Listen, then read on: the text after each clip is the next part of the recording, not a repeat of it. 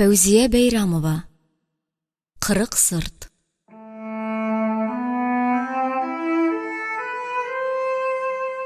Икенче көнне аларны кошлар сайрап, шишмәләр җырлап, урман шаулап уятты. Аларның күптән инде мондый матурлыкны, сафлыкны күргәннәре юк иде. Монда яшәүче кешеләр нинди бәхетлеләрдер. Көн сайын шушы гүзәллекне, шушы тауларны, урманнарны, саф шишмә суларны күрәләр. Алар моннан кул сузымында гына магнитка дип аталган җәһәннәм чокыры барлыгын белмиләрдер дә әле. Һәм белмәсеннәр дә. Кеше бу кыска дөньяга газап өчен түгел, бәхет өчен туган бит. Менә шушы бушка бирелгән байлыкның, матурлыкның кадерен белеп яшәү өчен туган. Элек ул шулай булган да. Татар халкы бу тауларны, бу матурлыкны, бу байлыкны 1000 еллар буе саклый алган. Әмма хәзер биредә башка затлар хуҗа. Аларга матурлык түгел, бер көнлек байлык кирәк. Бу бәндәләр өчен дөньяның да, кешенең дә кадере юк. Әсирлектән котылгач, бу ике дөньяның аермасын Асыл Гәрәй карт бигрәк тә ачык сизде. 12 яшьлек Солтан Хәким дә андагы һәм мондагы хәлләрне чагыштырып хайран калды. Үлән ашап булса да ул шушы җирдә, шушы матурлык арасында калырга риза иде. Үләннең биредә нинди генә юк. Әнис һәм какысы да, җиләк яфраклары да, битнеге балтырганы да, чыршыларыннан сап-сары сагызы тамып тора. Салкынча урында үскән каен агачларыннан әле татлы суы агып тора. Ул шишмә суларны инде әйтерлек тә түгел, берсеннән берсе тәмле. Аны эчкәч, ашыйсы килүдә онытыла. Намазлар укып, ашап эчкәчтен тагын юлга кузгалдылар. Асыл Гәрәй карт инде туп-туры тауларга каршы барырга булды. Артка юл юк. Анда төрмә һәм сакчылар, кытырган этләр йөри куа килә иде. Солтан Хәким яшь тай кебек әтисенең әле алдына, әле артына чыкты. Һәр үләнне, һәр ташны тотып карады. Дөньяга соклануыннан ни эшләргә белмәде. Мондый биек таулар хәтта Зәйтуганда да юк иде. Аларның кайберләренең башында хәтта кар да эреп бетмәгән. Бәлки ул бер кайчан эремидер дә. Кызык, тауларның кайберләре гел таштан, кайберләре агачтан, урманнан тора. Солтан Хәким аларның барысына да менәр микән? Аларга аю бүреләр очрар микән? Әтисе аларны ничек җиңәр икән? Солтан Хәкимнең әтисе аю бүре турында түгел, алга таба юл һәм ашау турында кайгырта иде. Юлын ул кояш баешына карап тотарга булды. Туган җир шул якта иде. Менә ашау мәсьәләсен алдан кайгыртырга кирәк булачак. Бу каткан ипи озакка бармас. Юлда кош-корт аулап йөрергә аның вакыты да, мөмкинлеге дә юк. Үлән белән ярак китеп булмас. Ашыклыкларда күренеп киткән авылларга сугылыр идең, изгә төшүләре бар. Анда кемнәр яшәгәнен белеп булмый. Тотып бирүләре дә бар. Хәзер шундый заман. Инде берничә көн ничек тә түзәргә кирәк. Эчкәрәк кергән саен сакчылар ерагайыр, качакларны аулап йөрмәсләр. Ул вакытта авылларга да кермичә булмас. Бу хәтле юлны бала белән аш үтеп булмас. Ата белән бала шактый көч куеп, Кырыктау сыртының түбәсенә менеп җиттеләр. Карт ял итәргә туктады һәм тау башыннан тирә-якка карады. Артта шактый еракта кап-кара таш тузан эчендә магнитка төтенләп ята иде. Биредән ул бигрәк тә котсыз һәм килбәтсез булып күренә. Дәһшәтле һәм җансыз булып тоела. Ул тирәдә ник бер яшеллек, ник бер матурлык чыганагы булсын. Анда барысы да кара төстә. Шушы җансыз таш тимер арасына килеп кысылган Урал суы гына кая барып бәрелергә белмичә кызыл ярларында газаплана. Кайчандыр үзләренең дә шунда яшәп ятуларына ышанасы килми. Бу хәлләр куркыныч төш кебек кенә тоела. Карт көнбатышка таба борылды. Анда офыкка хәтле тау сыртлары тезелеп киткән иде. Берсе бетә, икенчесе башлана. Икенчесе бетә, өченчесе, дүртенчесе, бишенчесе. Офыкларга хәтле сузылган 40 сырт. Алар дулкын-дулкын, киртләш булып, карт белән малай алдында диңгез кебек тибрәнәләр. Аста алар арасында киң үзәнлекләр, тирән елгалар, иреле-ваклы авыллар, авыл яннарында урман төпләп ясалган басу кырлар. Алар бик аз, чөнки монда бөтен җирдә таулар хуҗа, таулар хаким. Һәм Асылгәрәй картка улы Солтан Хаким белән берлектә аларны җиңәргә, шушы 40 сыртны кичәргә кирәк. Туган җиргә, туган туфракка кайтып егылу өчен язмышның 40 сыртын үтәргә кирәк булачак. Кайда үлән, кайда агач кайрысы кабып, кайда кипкән сухарины кимереп, адым сайын туйганчы чишмә суы эчеп, тагы бер көнлек юл үттеләр. Таулар ерактан гына бер-берсенә якын кебек тоелсалар да, бара башлагач, аралары шактый ерак икәнлеге беленде. Асылгәрәй карт гел урман тирәсеннән, агачлар арасыннан барырга тырышты. Бу юлы төнлеккә тау куышы очрамады. Чокыр кебек бер урынга кереп, бөгәрләнеп йокладылар. Әллә кайдан гына болыт килеп чыгып, шаулап яңгыр үтеп китте.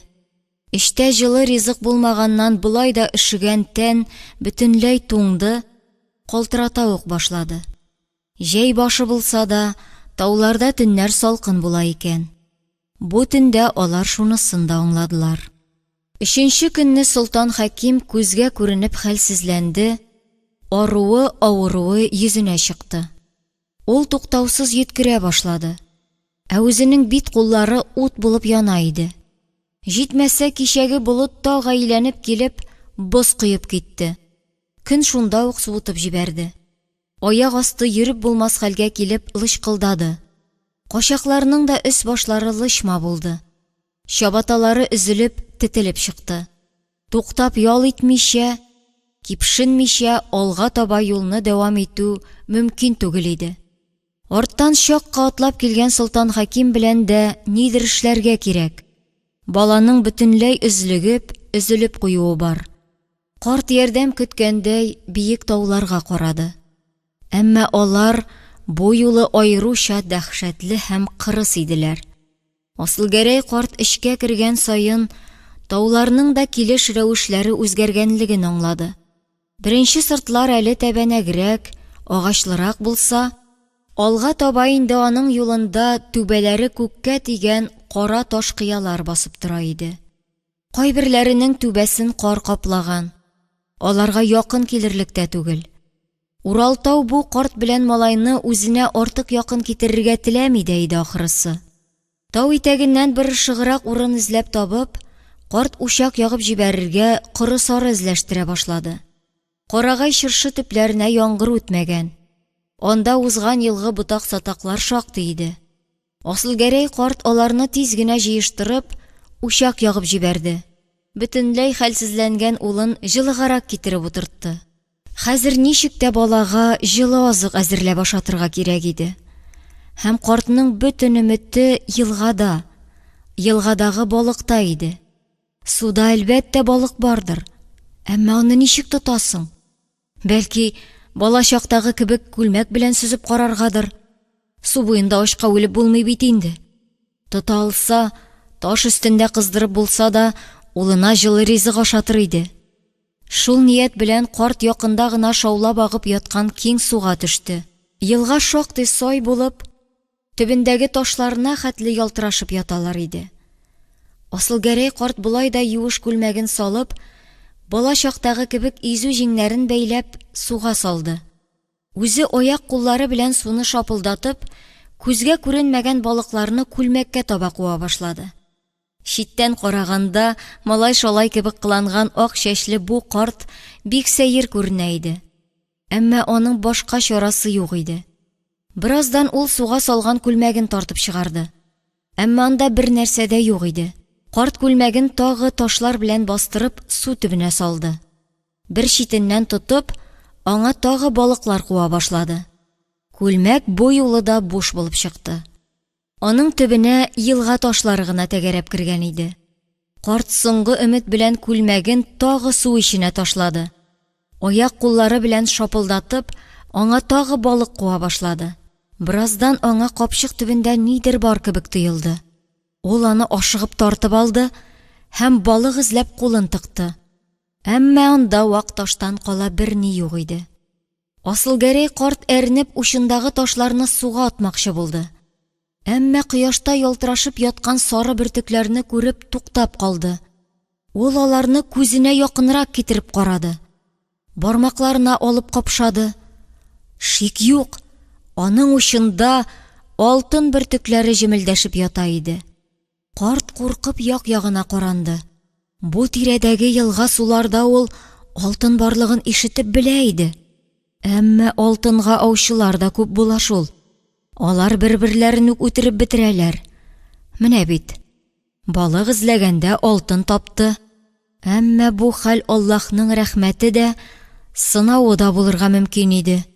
Шуңа күрә вакыты җитмичә, карт ул алтынга кагылмаска булды. Бер чүпрәк кисәгенә төреп, аны кесәсенә тыгып куйды. Хәзергә аңа алтынга караганда ашау кадерле иде. Чөнки учак янында ризык көтеп авыру улы ята. Аны тизрәк аякка бастырырга кирәк. Чөнки бу хәлдә алар юлларын дәвам итә алмаячаклар. Монда озак тоткарланырга да ярамый. Сакчыларның бу тирәгә килеп чыгулары бар. Аның уйларын раслагандай, елганың өске агымында, текә борылыш артындагы урманлыкта сәер тавышлар ишетелде. Асылгәрәй карт колагын салып тын да алмый тыңлап тора башлады. Анда кемдер бар иде. Хайванмы? Кешеме? Чөнки бу тирәдә язгы йокыдан уянган ач аюлар да бар дип сөйлиләр. Өскә килеп чыга күрмәсен. Карт тизрәк улы янына китәргә ашыкты. Әмма шул чак колагына ниндидер көй ишетелгән кебек булды. Шу, татарча җырлый бит бу бәндә. Димәк, анда агачлар артында кеше бар. Һәм ул татар кешесе. Карт әсәрләнеп тагы тыңлый башлады. Бу җыр аңа бөтенләй таныш түгел. Әмма татар телендә иде. Шул көй артыннан карт елга борылышына менеп китте. Агачлар арасыннан башын тыгып, сак кына көй ишетелгән якка карады. Анда Асылгәрәй карт яшьләрендәге бер ират сай суда нидер эшләп маташа иде. Аның кулында он иләге кебек нәрсә. Ул аны як-якка селкетеп нидер эшли, нидер эзли иде. Суга чумырып ала да тагы или, тагы эзли. Вак ташлар арасында бармаклары белән актарына. Асылгәрәй карт сизенеп алды. Бу ират алтын эзли иде. Алтын юдыра. Әмма иләген чумырып алган сайын берни тапмый. Ташларны кире суга томыра. Үзе борын астыннан гына һаман кили, һаман җырлый. Учларымда гына һәй минем күмер, янып сүнгән күмерләй безнең гомер. Урал тауларында гына әләй кырык сырт. Урал тауларына үпкәләмим. Язмыш кайларымда гына әләй бәхетем юк. Алтынчы карт иләген суга чумырган сайын шушы җырны башлый. Бармаклары белән иләк төбендә актарынганда бераз туктап тора. Аннан яңадан тагы шушы җырны сузарга тотына. Кем булыр ул? Алтын эзләп йөрүче берәр угырымы? Әллә алар кебек бу тирәдән үтеп кенә баручы качакмы? Яки мондагы берәр авыл кешесеме? Аңа күренергәме? Әллә сиздерми генә үтеп китәргәме? Китәр идең, авыру Солтан Хәким анда ашарга көтеп ята. Аңа ярдәм кирәк. Бәлки бу татар кешесен кара урман уртасында Аллаһ Тәгалә аларга ярдәм итәр өчен җибәргәндер. Бу дөньяда очраклы бер нәрсә дә юк бит. Бәлки тәвәккәлләп эндәшеп карарга кирәктер. Асылгәрәй карт агач арасыннан бер-ике тапкыр тамак кырып куйды. Аннан әкрен генә чыга башлады. Алтынчы карт иләген тизрәк суга ыргытты. Чөнки ул белә, тотсалар эш харап. Алтын хөкүмәтнеке санала, аңа кагылырга ярамый. Тапсаң да хөкүмәткә илтеп тапшырырга кирәк. Юк икән, әнә Магнитка төрмәсе көтә. Алар авылыннан күпләр шунда юкка чыкты инде. Хөкүмәт сизмичә калса да, карак угры талап үтереп китәргә мөмкин. Хәзер бу тирәдә алар бик күп. Әтрәштә төзелеш башланганнан бирле урман качак белән сукбай белән тулды. Кемнән нәрсә көтәсен дә белеп булмый. «Әссәләму галәйкүм, туган», дип эндәште аңа Асылгәрәй карт, үзенең кемлеген сиздерәсе килеп. «Ва галәйкүм», дип җавап бирде алтынчы карт, әле һаман нидәндер шикләнеп. «Син миннән курыкма, туган», дип аны тынычландырырга ашыкты Асылгәрәй карт. «Мин синең кебек үк бер карт, Алла бәндәсе. Бу тирәдән үтеп кенә барышым. Җырыңны ишеттем дә түзә алмыйча чыктым. Күптән үзебезчә көй ишеткән юк иде». Алтынчы карт шунда ук аңлап алды. Аның алдында Магнитка качагы басып тора иде. Өстендә тетелеп беткән кием, чабаталары тишек, йөзен сакал-мыек баскан. Хәзер күп алар бу тирәдә. Ә монда аларга карата закон каты. Шулар аркасында авылны да гел тикшереп тентеп торалар. Кем килгән, кем киткән, кем кайда качып ята, кем качырып яткыра, барысын да барлыйлар. Тотсалар качучыга да, качыручыга да төрмә. Шуңа күрә авыл халкы бу качакларны хәзер якында җибәрми, өенә кертми, бер кемнең дә алар өчен төрмәдә утырасы килми. «Тегеннәнме?» диде алтынчы карт башы белән Урал аръягына изеп. Асылгәрәй карт ялганлый алмады, башын гына какты. «Кече улым белән», диде ул тавышын әкренәйтә төшеп. «Бала авырып китте менә. Бара алырлык түгел. Аңа ризык юнәтә алмаммы дип, елга буена төшкән идем. Булмады». Алтынчы карт агач арасыннан чыгып, сай суда йөзеп йөргән иләген барып алды. Аны тиз генә капчыгы төбенә шудырды. «Монда балык юк. Су артык каты ага», диде ул, Асылгәрәй картны астан гына күзәтеп. «Ашарга берәр нәрсә юнәтеп булмас микән, туган?» диде Асылгәрәй карт, тизрәк үз гозерен әйтеп. «Мин сине буш итмәс идем. Бала ашанда. 3 көн җылы ризык капканы юк». Алтынчы карт аның буш итмәм дигән сүзләренә бик ышанып җитмәсә дә, баласын кызганып куйды. Карт тәртипле күренә, карак фәләнгә охшамаган. Советлар өеннән куып чыгарган бер бәхетсез ахры. Алар күп монда хәзер. Бөтен тау аралары шуларның мәете белән тулган. Инде заманнар җитте бит. Адәм баласының чебен кадәр дә кадере юк. «Мин сиңа бушлай да ярдәм итәр идем, кордаш», диде ул әкрен генә. «Әмма монда тикшерү бик көчле. Сезнең халыкны авылга якын да җибәрмиләр. Качакларга ярдәм иткәнеңне белсәләр, үзеңне утыртып куялар. Авылдан ничә кеше Магнитка төрмәсендә ята хәзер шуның өчен. Аллаһ ризалыгы өчен бер җаен тап, туган», диде Асылгәрәй карт нишләргә белмичә. «Без анда барып күренеп йөрмәбез. Син мондагы кеше булгач, бир бер киңәш. Бала кызганыч бит. Буш итмәм мин сине, валлаһи». Шулай диде дә Асылгәрәй карт кесәсеннән алтын салынган төенчекне тартып чыгарды. «Мә, үзеңә кирәк кадәр ал. Тик ярдәм генә ит», диде ул төенчекне алтынчы картка таба сузып. Алтынчы карт төенчекне алып, күзенә якынрак китереп карады. Сары бөртекләрне кытыршы бармаклары белән угалады. «Мә, бу сиңа кирәк булыр әле», диде ул төенчекне кире Асылгәрәй картка биреп. «Юлың ерак булырга охшаган. Кирәге чыгар. Әмма теләсә кем алдында чыгарма моны кесәңнән. Башыңа җитүләре бар». «Алайса мин сиңа ул алтынның чыккан җирен күрсәтим», диде Асылгәрәй карт. Алар яр буйлап аска таба төшеп киттеләр. «Менә шушы урында күлмәк белән балык тотарга уйлаган идем. Алтын килеп чыкты», диде Асылгәрәй карт борылышны узгач. «Тик елга төбен бераз кузгатырга, булгатырга кирәк. Мин улым янына киттем, кордаш. Урынсызга борчыган булсам, гаеп итмә». Шулай диде дә Асылгәрәй карт учак янына китте. Алтынчы картта дәшми генә аңа ярды. Юлаучы картның эчкерсезлеге, баласы хакына соңгы алтынын чыгарып бирүе, ике дә уйламыйча байлык тапкан җирне төртеп күрсәтүе аны тетрәндерде. Мондый ихлас, киң күңелле кешеләрне аның инде күптән күргәне юк иде. Үзе бик гыйлем, укымышлы зат булырга охшаган. Дин кешесе ахыры. Алтынчы карт ни булса да, бу ихлас юлаучыга булышасы итте.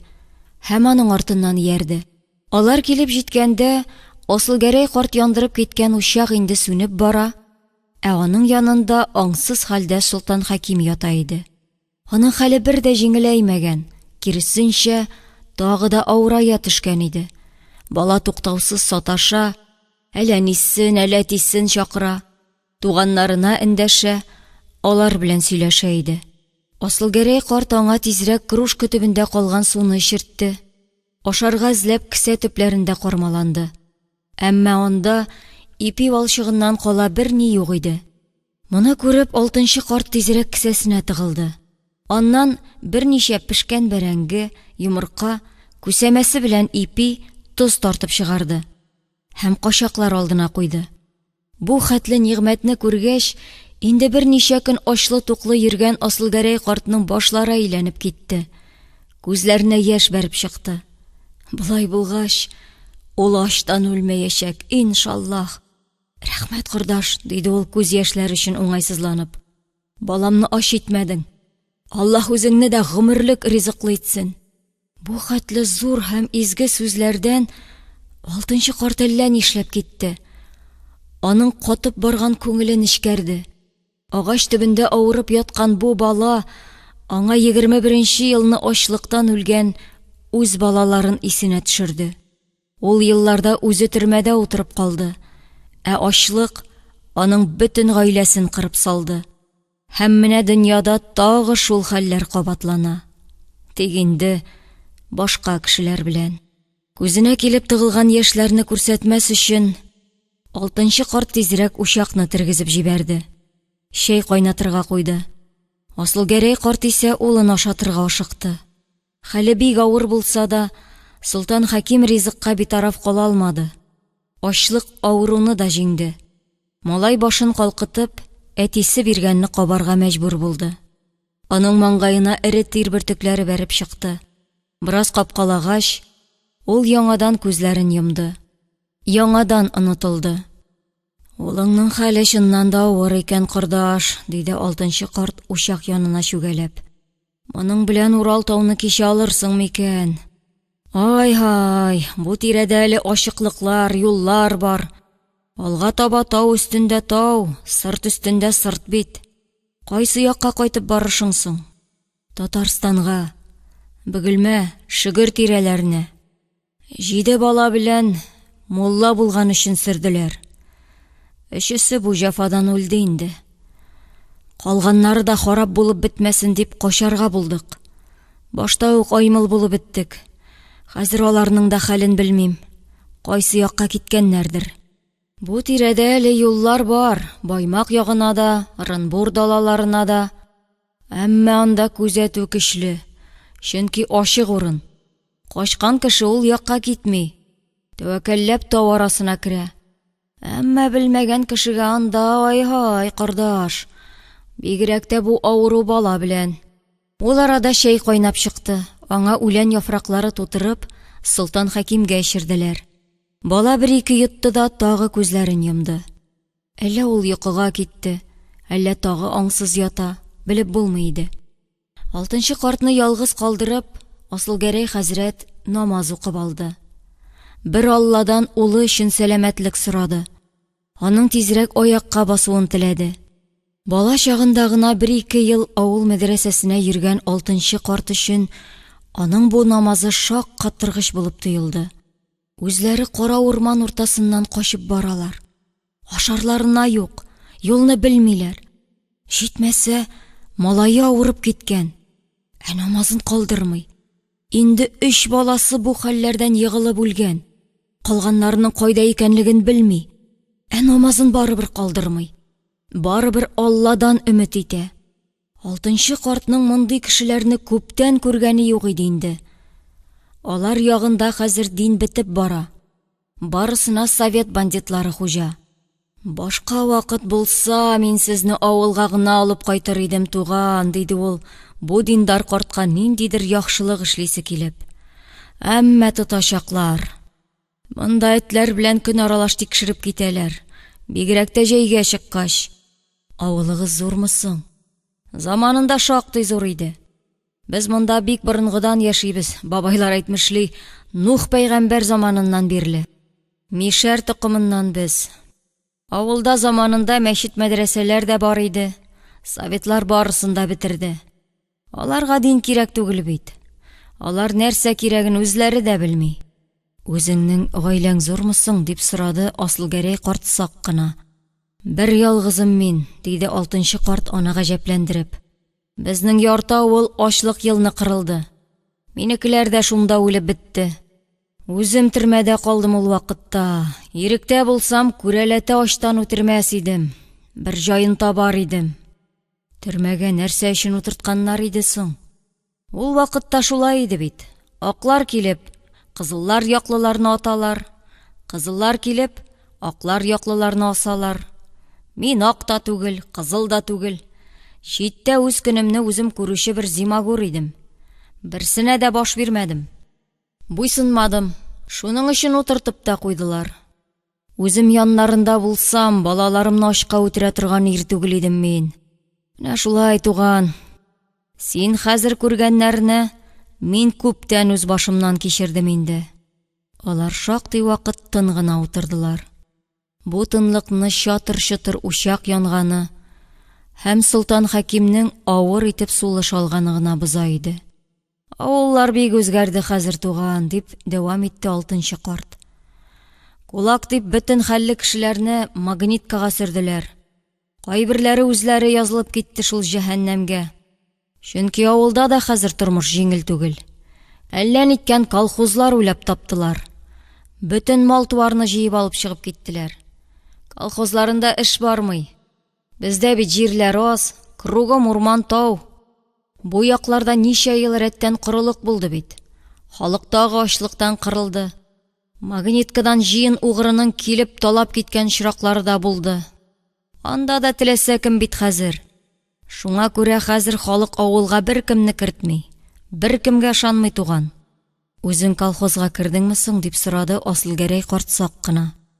Мине авылда Зимагур Булат дип йөртәләр, диде 6нчы карт көлемсерәп. Чын исемем Тимер Булат минем. Колхоз дип миңа якын килергә куркалар. Чөнки бер кайчанда уртак сукага җигелмәсне беләләр. Барыбер колхозга талыйлар дип, артык мал-туар да тотмыйм. Бер кәҗәм дә, берничә баш сарыгым бар. Аннан тавык чебеш, каз-үрдәк миңа җитә. Ике карт шулай шактый вакыт сөйләшеп утырдылар. Аларның бер-берләренә серләре сыя иде. Асылгәрәй карт аңа авылдан ничек сөрелүләре турында, магниткада күргәннәре хакында сөйләде. Тимер Булат карт этле сакчыларның ничек котырулары, үй сайын кирип, тинтеп йөрүләре турында әйтте. Әдәм баласына, бигрәк тә мөселман татар халкына бер җирдә дә тыныч кына яшәргә көн юк иде. Алайса булай итик, хәзрәт, диде Тимер Булат карт аны олылап. Сез бу урыннан кузгалмагыз. Бүген авыл тирәсендә иртәдән бирле теге этләр йөри. Мин үзем кичке якта бу тирәләрне тагы бер урармын.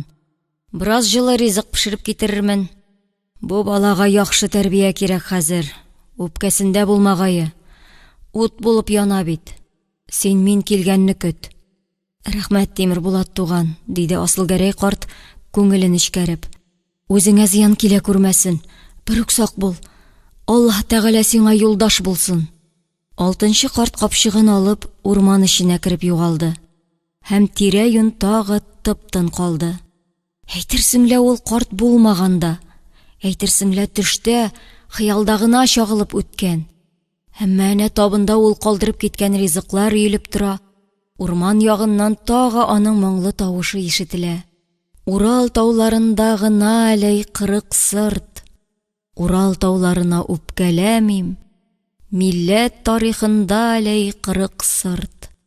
Асылгәрәй карт хәзер генә бу җырның хикмәтенә төшенгән кебек булды. Әйе, милләт тарихыда бик катмарлы, татар халкына исән калу өчен фаҗигаләрдән торган 40 сыртны үтәргә кирәк булган икән. Хәзер исә Асылгәрәй хәзрәт шушы юлда. Исән калу өчен, иманын һәм кешелеген саклап калу өчен аңа шушы 40 сыртны кичәргә кирәк. Аллаһ бу авыр юлында менә шундый яхшы бәндәләрен насыйп итсен инде. Әйе, дөньяда яхшы кешеләр бетмәгән шул, шөкер. Бу яңа режим ничек кенә кешеләрдәге иманны һәм әхлакны суырып алырга, юк итәргә тырышса да, яхшылыкның әле тамырлары тирән, милләтнең әле бернигә бирешми торган затлы Асылгәрәй хәзрәтләре, чуен кебек нык зимагур тимер булатлары бар. Кара урман эшләрендә дә, кыятау араларында да, зур далаларда да алар барыбер кеше булып калалар. Кешеләргә ярдәм итәргә юл табалар. Һәм дөнья барыбер менә шундый кешеләр җилкәсендә бара.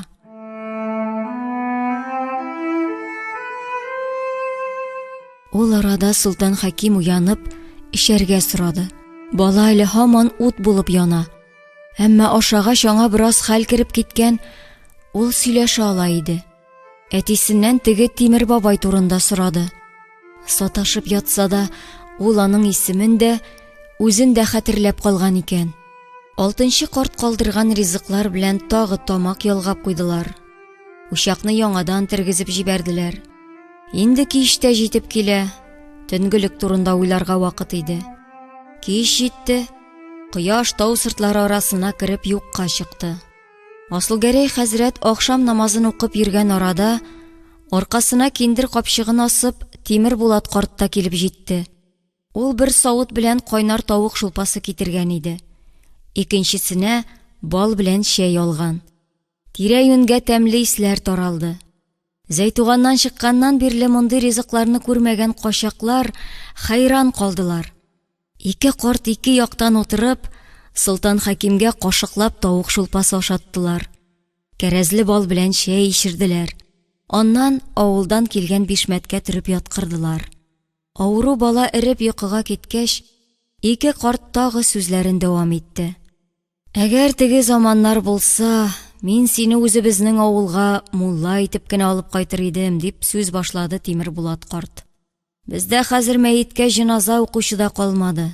Коръәнне белүчеләрне барысын алып бетерделәр. Әмма сине анда тотмаячаклар, алып китәчәкләр. Син аның өчен бу тәмухтан качмадың. Ә менә улыңны биразга яшереп торып булыр иде. Вакытлыча булса да дим. Шулай диде дә Тимер Булат карт туктап калды. Аның бу дини татар кешесенә, аның авыру улына ярдәм итәсе килә иде. Монда ятсалар аларны килеп тотачаклар. Китсәләр, бала авыру, хәлсез. Аның белән Урал тауларына керергә ярамый. Алар аны узалмаячак. Ә ничек ярдәм итәргә бу Алла бәндәләренә? Малайны монда калдырып торырга кирәк. Терелгәнче ул Тимер Булат картларда яшәп торыр. Аннан күз күрер. Чөнки бүгенгесе кадерле. Башның исән булуы кирәк. Тимер Булат карт башка юл күрми. Сез монда озак ята алмассыз, дип дәвам итте Тимер Булат карт хәзрәтнең дәшмәвен күреп. Алар авыл буенча котырып йөри инде. Бу тирәгә дә килеп чыгулары бар. Улың бу хәлдә юлга чыкса озак бара алмас. Шуңа күрә, әллә аны миндә генә калдырып торасыңмы дим. Терелгәнчегә кадәр. Аннан күз күрер тагы. Бүгенгесе кадерле бит туган. Баш исәнлеге кирәк. Тикшереп йөрүчеләргә үз улым диярмен. Үз улым кебек карармын. Асылгәрәй карт мондый көтелмәгән тәкъдимнән башта югалып калды. Аның Солтан Хәкимне кайдадыр калдырып китү уе башына да килмәгән иде. Монда, кара урманда, тау-таш арасында беренче күргән кешегә. Юк, бу мөмкин хәл түгел. Ни күрсәләр дә бергә күрерләр. Аларга аерылырга ярамый. Рәхмәт туган мондый сүзеңә, диде ул Тимер Булат картның күңелен китмичә генә. Бара алсак, без бергә барырбыз инде. Сине дә гел тикшереп торалар дисең бит. Мин дә ул юлда ялгызым нишләрмен? Үзеңне кызганып әйтүем, диде Тимербулат карт. Юл бик ерак һәм авыр бит. Бу таулардан таза сау кеше дә үтә алмый. Син авыру бала белән. Юлны белмисең. Артыгыздан куа киләләр. Аптыраганнан, үзеңне жәлләп әйтүем инде, кордаш. Дөрес әйтмәсәм, кичер. Тимербулат карт бүтенгә авылына кайтып тормады. Яңа танышларын бу хәлдә, бу билгесезлектә ташлап китәргә күңеле бармады. Аска чыршы карагай ботаклары җәеп, өскә карт алып килгән бишмәтне ябынып, Солтан Хәкимне уртага алып, бергәләп йокларга яттылар. Солтан Хәким төне буе ыңгырашып, саташып чыкты. Аның ике карт арасында яткан арык гәүдәсе ут булып яна. Үзе туктаусыз калтырый, бизгәк тота иде. Таң алдыннан аны көзән җыера башлады. Ул инде ашый-эчә алмый иде. Картлар аңа карап тирән хәсрәткә калдылар. Малайны юлга алып чыгып китү түгел, кузгатып та булмый иде. Ул арада ул ягыннан котырып этләр өргән, ат тояклары тупырдаган тавышлар ишетелде. Тавышлар туп-туры бу якка таба килә иде. Моны ишетеп картлар тынсыз калды. Бер таралып яткан балага, бер авыл ягына карадылар. Бер фикергә килергә кирәк иде. Син кач, диде Тимербулат карт кыска һәм кискен итеп. Уңга китсәң, Белоретка барып чыгарсың. Сулга китсәң, Баймакка. Әмма анда юллар булса да тыныч түгел. Тикшерү күп, тотарлар. Турыга барсаң, тоташ таулар. Үтүе бик авыр булыр. Әмма анда сине эзләүче булмас. Улың хәзергә миндә калып торсын. Аның өчен борчылма. Үз балам кебек карармын. Аларга нәрсә дип әйтерсең, диде Асылгәрәй карт тавыш килгән якка күрсәтеп. Үз улым диярмен. Ауга чыккан иде, авырып китте диярмен. Син минем өчен борчылма, мин мондыйны гына күргән. Ходай насыйп итсә бер күрешербез. Безнең авылның исеме Үзәнбаш була. Шуны онытма. Минем исемне инде беләсең. Өтергән тавышлар инде якында ук ишетелә башлады. Бу тавыштан Солтан Хәкимнең озын кирпекләре тетрәп куйды. Ул күзләрен зур итеп ачып, тирә-ягына карады. Аның өстенә ак сакаллы ике карт иелгән иде. Әмма Солтан Хәким аларны танымады. Аның тәне генә түгел, хәтере, җаны да ут булып яна иде. Ул ыңгырашып күзләрен йомды. Һәм аларны инде башка ачмады. Аңа хәзер ни булса да барыбер иде.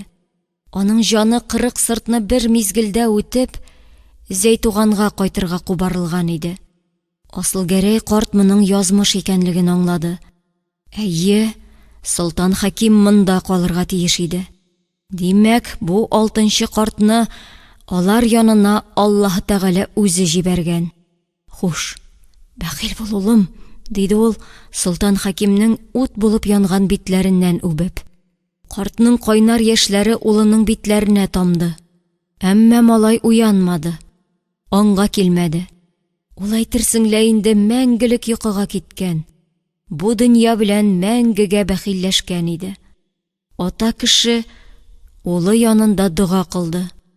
Тимербулат карт ул арада аңа юл өчен бөтен калган ризыкларны тутырды. Артта этләрнең һау-һаулап өргәннәре, сакчыларның кычкырган тавышлары якынайганнан якыная барды.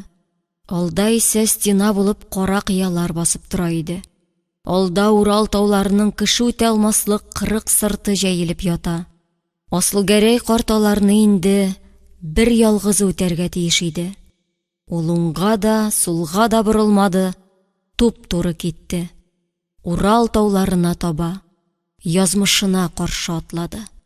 Маһинур абыстай Уфага кадәр берничә көн кайтты. Бу поезд мал вагоннарыннан тормаса да, ул кеше белән шыплап тулган иде. Вокзалдагы теге чигәннәр дә, сукбайлар да, эшчесе, колхозчысы барысы да ничектер утыра алганнар. Хәзер берсе өстендә берсе баралар. Тикшерә башлагач, яртысының билеты юк булып чыкты. Китте тавыш, китте елаш, кем акча төртә, кем кызгандырып калмакчы була. Берсенең дә поезддан төшеп каласы килми. Маһинур абыстайны халык төркеме бер почмакка китереп кысты. Һәм ул шунда урнашып калды. Кирәүгә ул карашы белән кызларын эзли башлады. Әмма бу вагонда алар күренмәделәр. Ана аларны башка вагоннардадыр дип өметләнде. Гел эзләп табып килеп керерләр дип көтте. Әмма балалары күренмәделәр.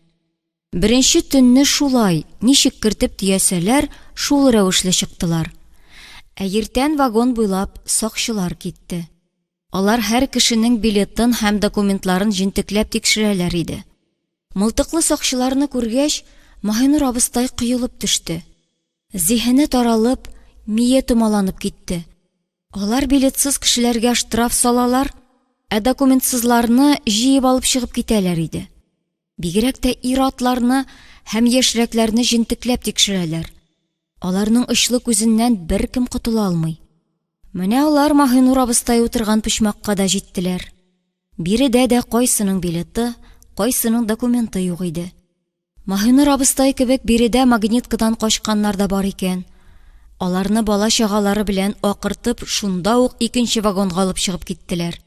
Бер тукталышта исә сак астында поезддан төшереп тә калдырдылар. Янында берничә кечкенә баласы булган бер татар хатынының документы бар, әмма билеты юк икән. Аны штраф дип кыса башладылар. Аның акчасы юк.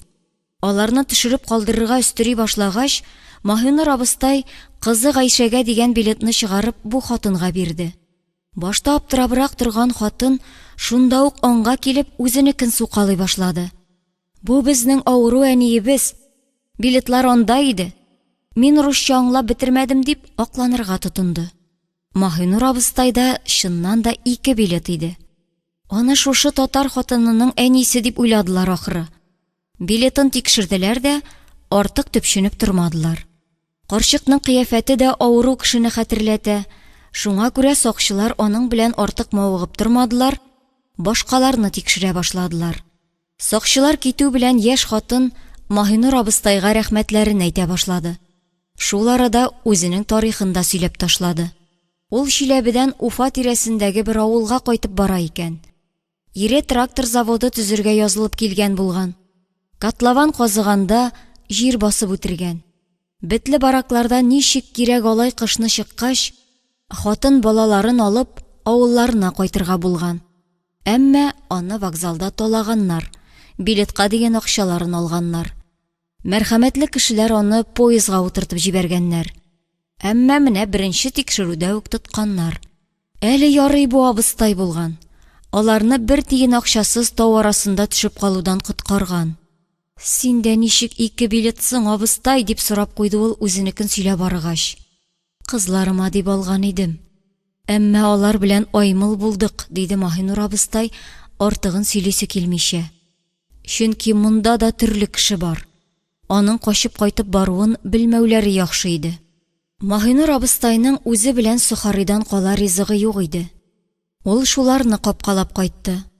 Балалы татар хатыны исә кайдандыр ипиен дә, йомырка бәрәңгесен дә тартып чыгарды.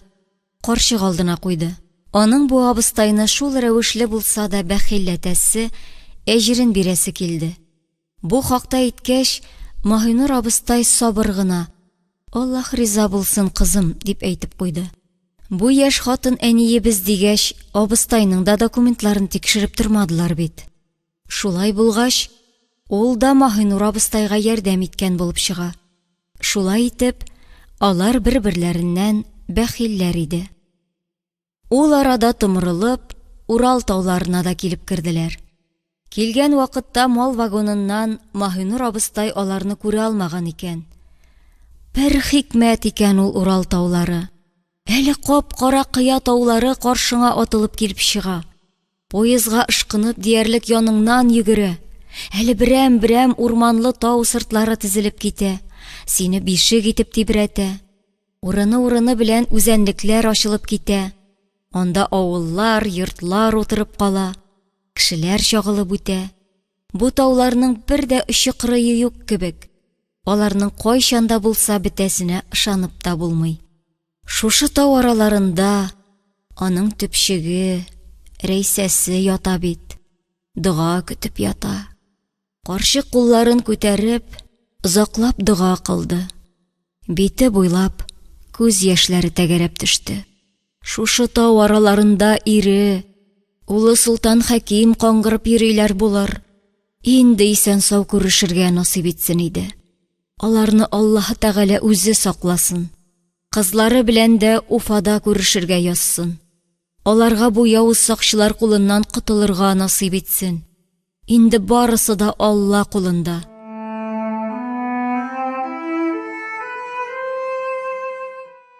Маһинур абыстай ире өчендә, балалары өчендә бер ни эшли алмый иде. Бары тик дуга гына кыла ала. Шулай бер-берләренең күңелләрен күреп, бер-берләрен юатып, Уфага да кайтып җиттеләр. Балалы хатын Маһинур абыстайны бик тә үз авылларына чакырса да, ул рәхмәт әйтеп баш тартты. Чөнки аңа кызларының язмышын ачыкларга кирәк иде. Татар хатыны белән туганнар кебек кочаклашып аерылышкач, Маһинур абыстай Уфа вокзалында бер ялгызы басып калды.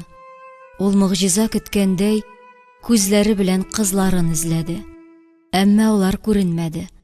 Маһинур абыстай вокзал эшләрендә урап чыкты. Урамда да эзләнеп йөрде. Эскәмияләрдә дә озак кына утырып торды. Әмма кызлары күренмәде. Аптырагач, куркуын җиңеп, шул тирәдә сату итүче хатыннардан, хәтта кассирлардан да сорашып карады. Әмма апалы сеңелле бу ике кызны биредә беркем дә күрмәгән булып чыкты. Маһинур абыстайның ишенә курку төште. Әле ул һаман кызларын Уфада очратырмын, табармын дип уйлый иде. Ә алар күренми. Ире асыл Гәрәй хәзрәт тә кайтып җитә алмаган ахыры. Ул да юк. Үзе Уфага хәтле чагыштырмача җайлы кайтып җиткәч, ул ире белән балалары да шулайрак кайтырлар дип уйлаган иде. Ә алар һаман күренми. Маһинур абыстайның күңелендә әле һаман өмет бетмәгән иде. Бәлки туп-туры бөгелмәгә кайтып җиткәннәрдер дип уйлады ул.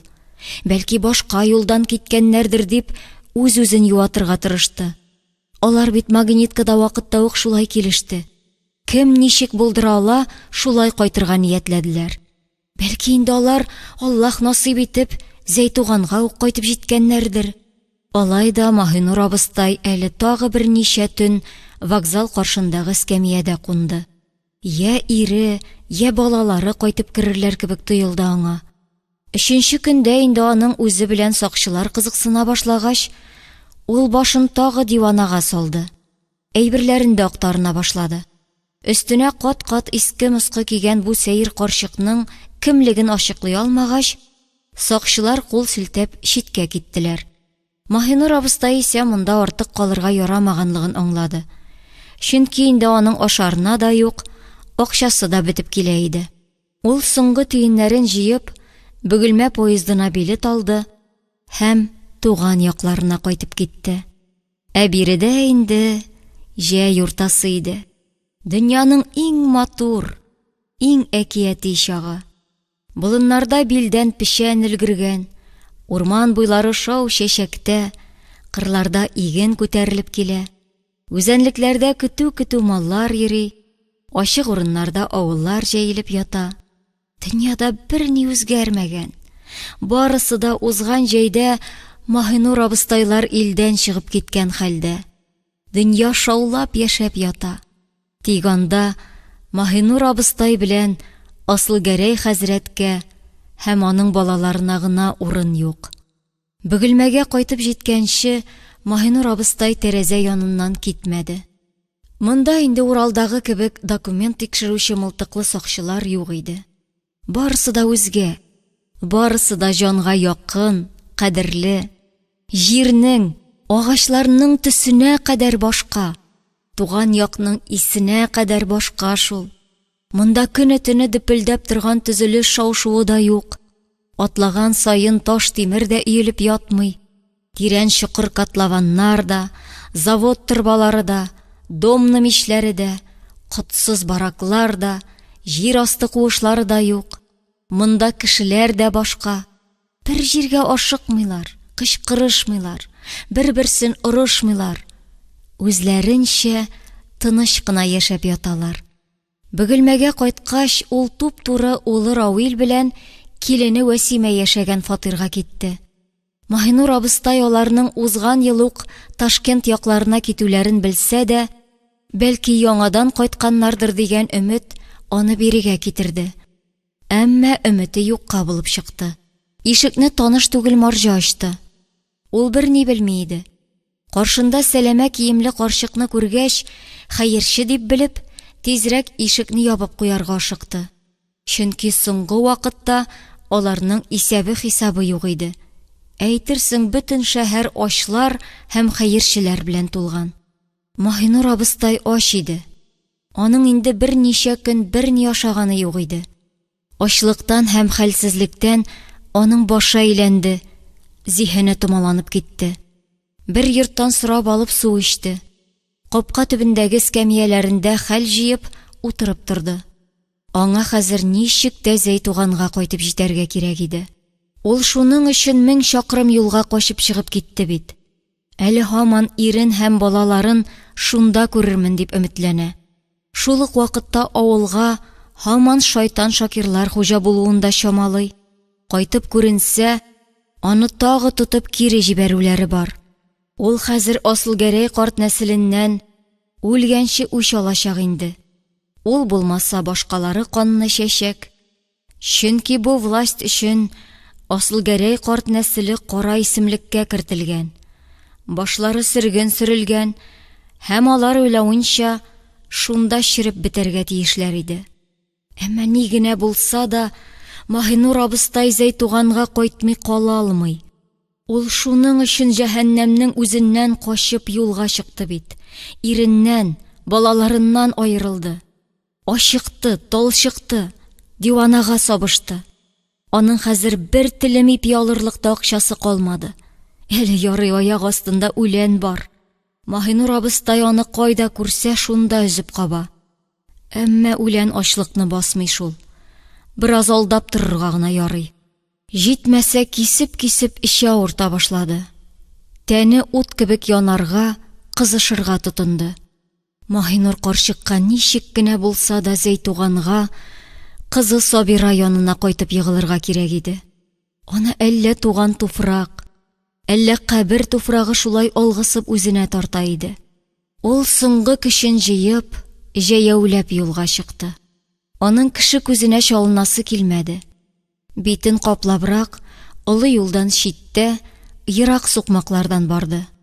Чөнки мондагы тәртипләрне белеп бетереп булмый. Авылыңа кайтып җитмәс борын ук тотып кире җибәрергә мөмкиннәр. Ул бит хәзер сөргөнгә сөрелгәннәр исәбендә. Хокуксыз, документсыз, йортсыз, җирсез бер качак. Шуңа күрә кеше күзеннән читтәрәк булырга кирәк. Кайтып җитәм дигәндә харап итә күрмәсеннәр. Агач араларында, яр буйларында туктап ял итә-итә, бик озак кайтты ул Зәйтуганга. Бу тирәләрдәге һәр сукмакны, һәр калкулыкны, һәр куаклыкны яхшы белә Маһинур абыстай. Теге елларда ире белән ат җигеп Бөгелмәгә еш бара иде алар. Базарга да, таныш белешләргә кунакка да. Ул кешеләрнең күбесе биредә юк инде. Кайсын сөреп, кайсын үтереп бетерделәр. Асылгәрәй мулланы бу тирәдә яхшы беләләр, хөрмәт итәләр иде. Зур укымышлы булганы өчен дә, тәртипле, яхшы кеше булуы өчен дә, дөнья рәте белгәне өчен дә, кышларын күн белән тышланган кашовкаларга утырып, җәйләрен сиртмәле тарантасларда җил кебек очып кына үтә иде алар Әлмәт белән Бөгелмә арасын. Дөнья күрсеннәр дип, балаларны да үзләре белән алалар иде. Алар өчен Бөгелмәгә барып кайту зур вакыйга була торган иде.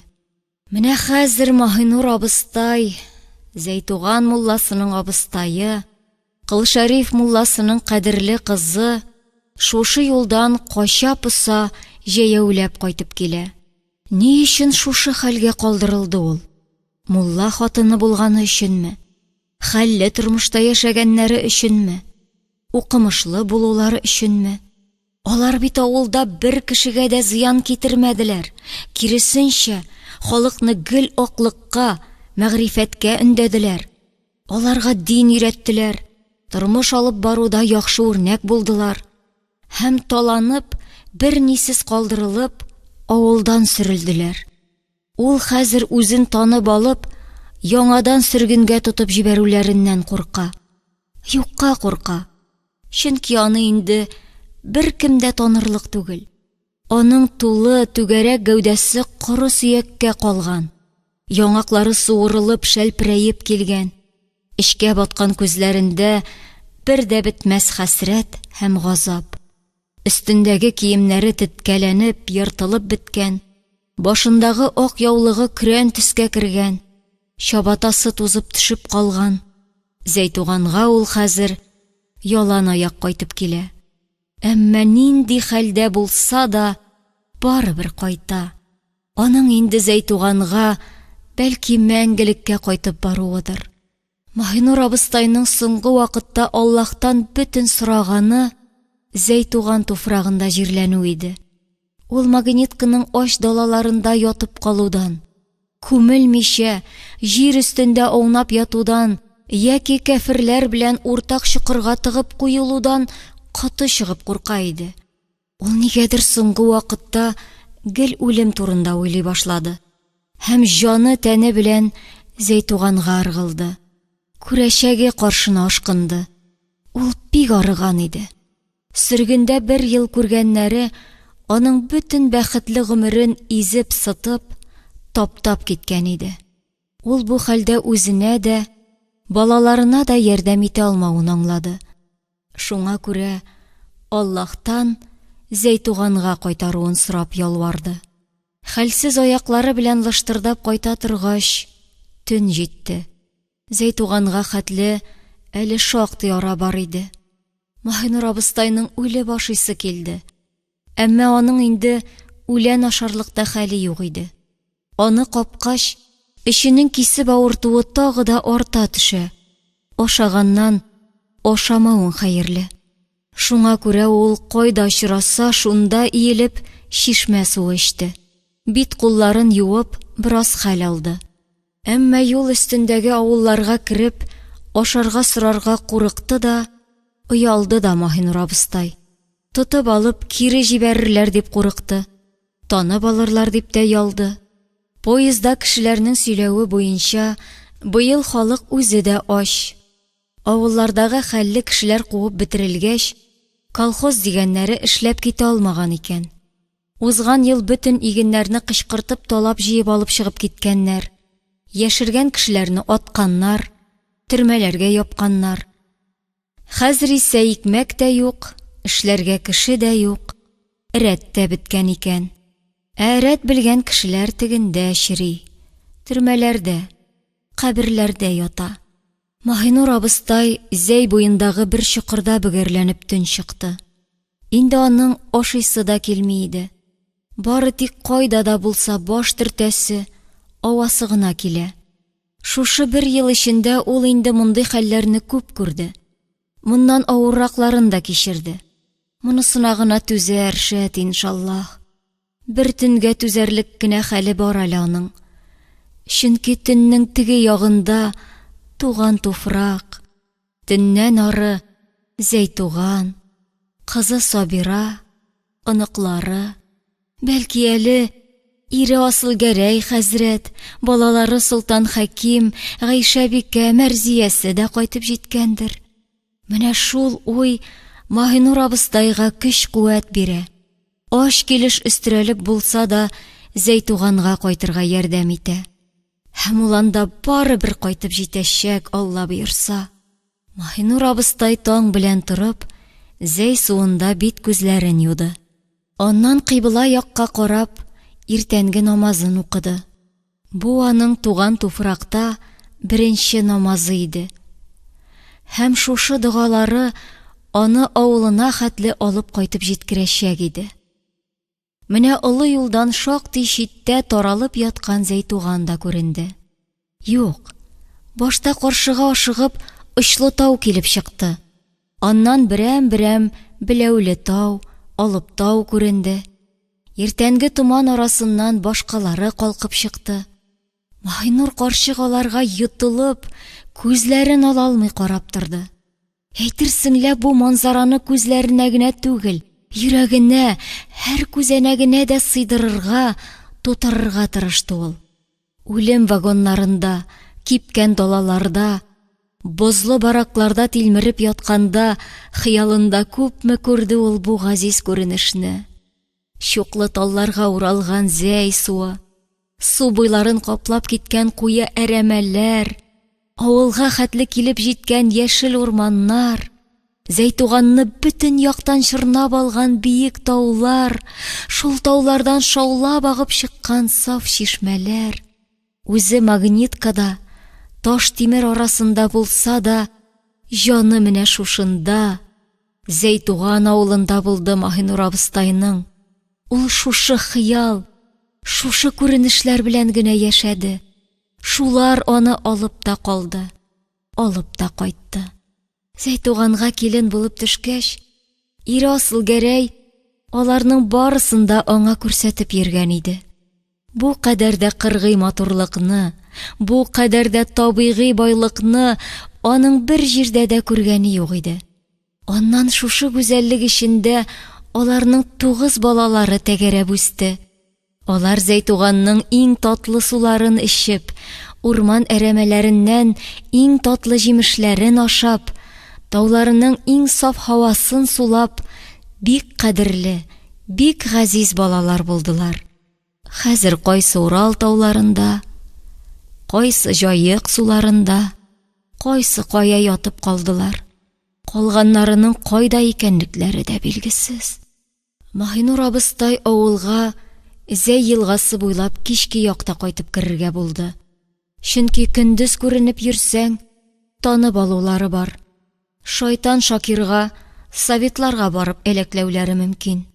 Шуңа күрә аңа хәзер күзгә башка күренеп йөрергә ярамый. Авылга да карак кебек качып кына керергә кала. Караңгы төшкәч, Зәйнең үзе белгән сайга кичүеннән ул аргы якка чыкты. Аннан куе куаклар арасыннан иелә-бөгелә Сабираларның бакча башларына таба китте. Аның йөрәге читлегеннән чыгарлык булып дөпелдәп тибә. Бөтен тәне бизгәк тоткан кебек калтырый, сызлый, яна иде. Ул Алладан кызының бусагасына кайтып егылырлык көч һәм сабырлык сорады. Чөнки биредә бакча башында егылып калса, ул инде яңадан тора алырлык хәлдә түгел иде. Кызына кул сузымы җир калгач, ул бәрәңге бакчасына ятып җан бирергә мөмкин иде. Маһинур абыстай кичке караңгыда абына сөртенә Сабираларның малабзарына хәтле барып җитә алды. Эштән чыжылдатып сыер сауган тавыш ишетелә иде. Җылы сөт исе карчыкның борынына килеп бәрелде. Һәм ул аумас өчен абзар ишегенә сөялде. Һәм тәненнән, җаныннан соңгы көче китә башлады. Бугазыннан хырылдаган аваз бәреп чыкты. Аяклары тотмыйча карчык җиргә чүкте. Кипшенгән телен чакка әйләндереп, «Кызым» дип кенә пышылдый алды. Ике якта да кинәт кенә тынлык урнашты. Сөт сауган тавыш туктап калды. Эштә Сабираның кузгалганы ишетелде. Ана исә хәлсезләнеп җиргә сыгылып төште. Хәзер инде аварга да була иде. Ул Зәйтуганга кызы янына кайтып җиткән иде. Гайшәне кулларын бәйләп, магнит көтөрмәсенә китереп ташладылар. Бу Чиләбе өлкәсендә иң зур һәм иң рәхимсез төрмәләрнең берсе иде. Буш далада шәһәр һәм тимер гиганты белән бергә аның төрмәләре дә үсеп чыкты. Төзелеш һәм төрмә бер-берләреннән аерылгысыз иде. Берсе булмаса, икенчесе дә булмас иде.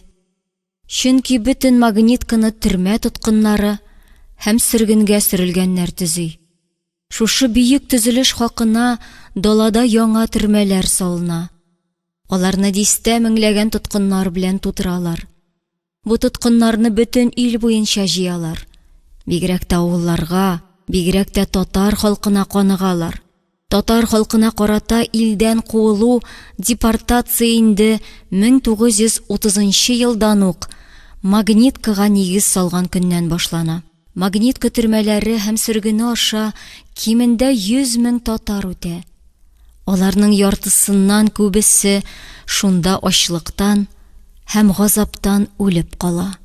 Асылгәрәй картның 20 яшьлек су сөлегедәй сылу кызы Гайшәбикәне дә сөргеннән качып барганда тотып алып, аш һәм ярым ялангач хәлдә магнит көтөрмәсенә китереп ташлаганнар иде.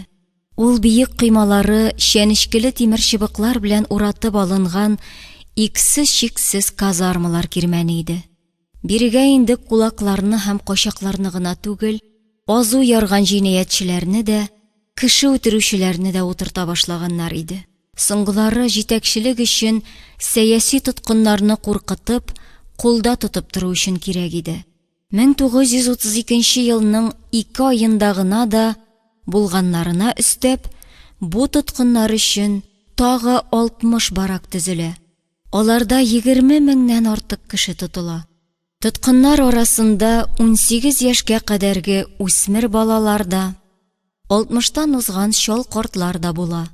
Әмма иң күп халык 20дән 50 яшькә кадәр. Төрмә белешмәләрендә аларның саны 10 мең дип күрсәтелгән.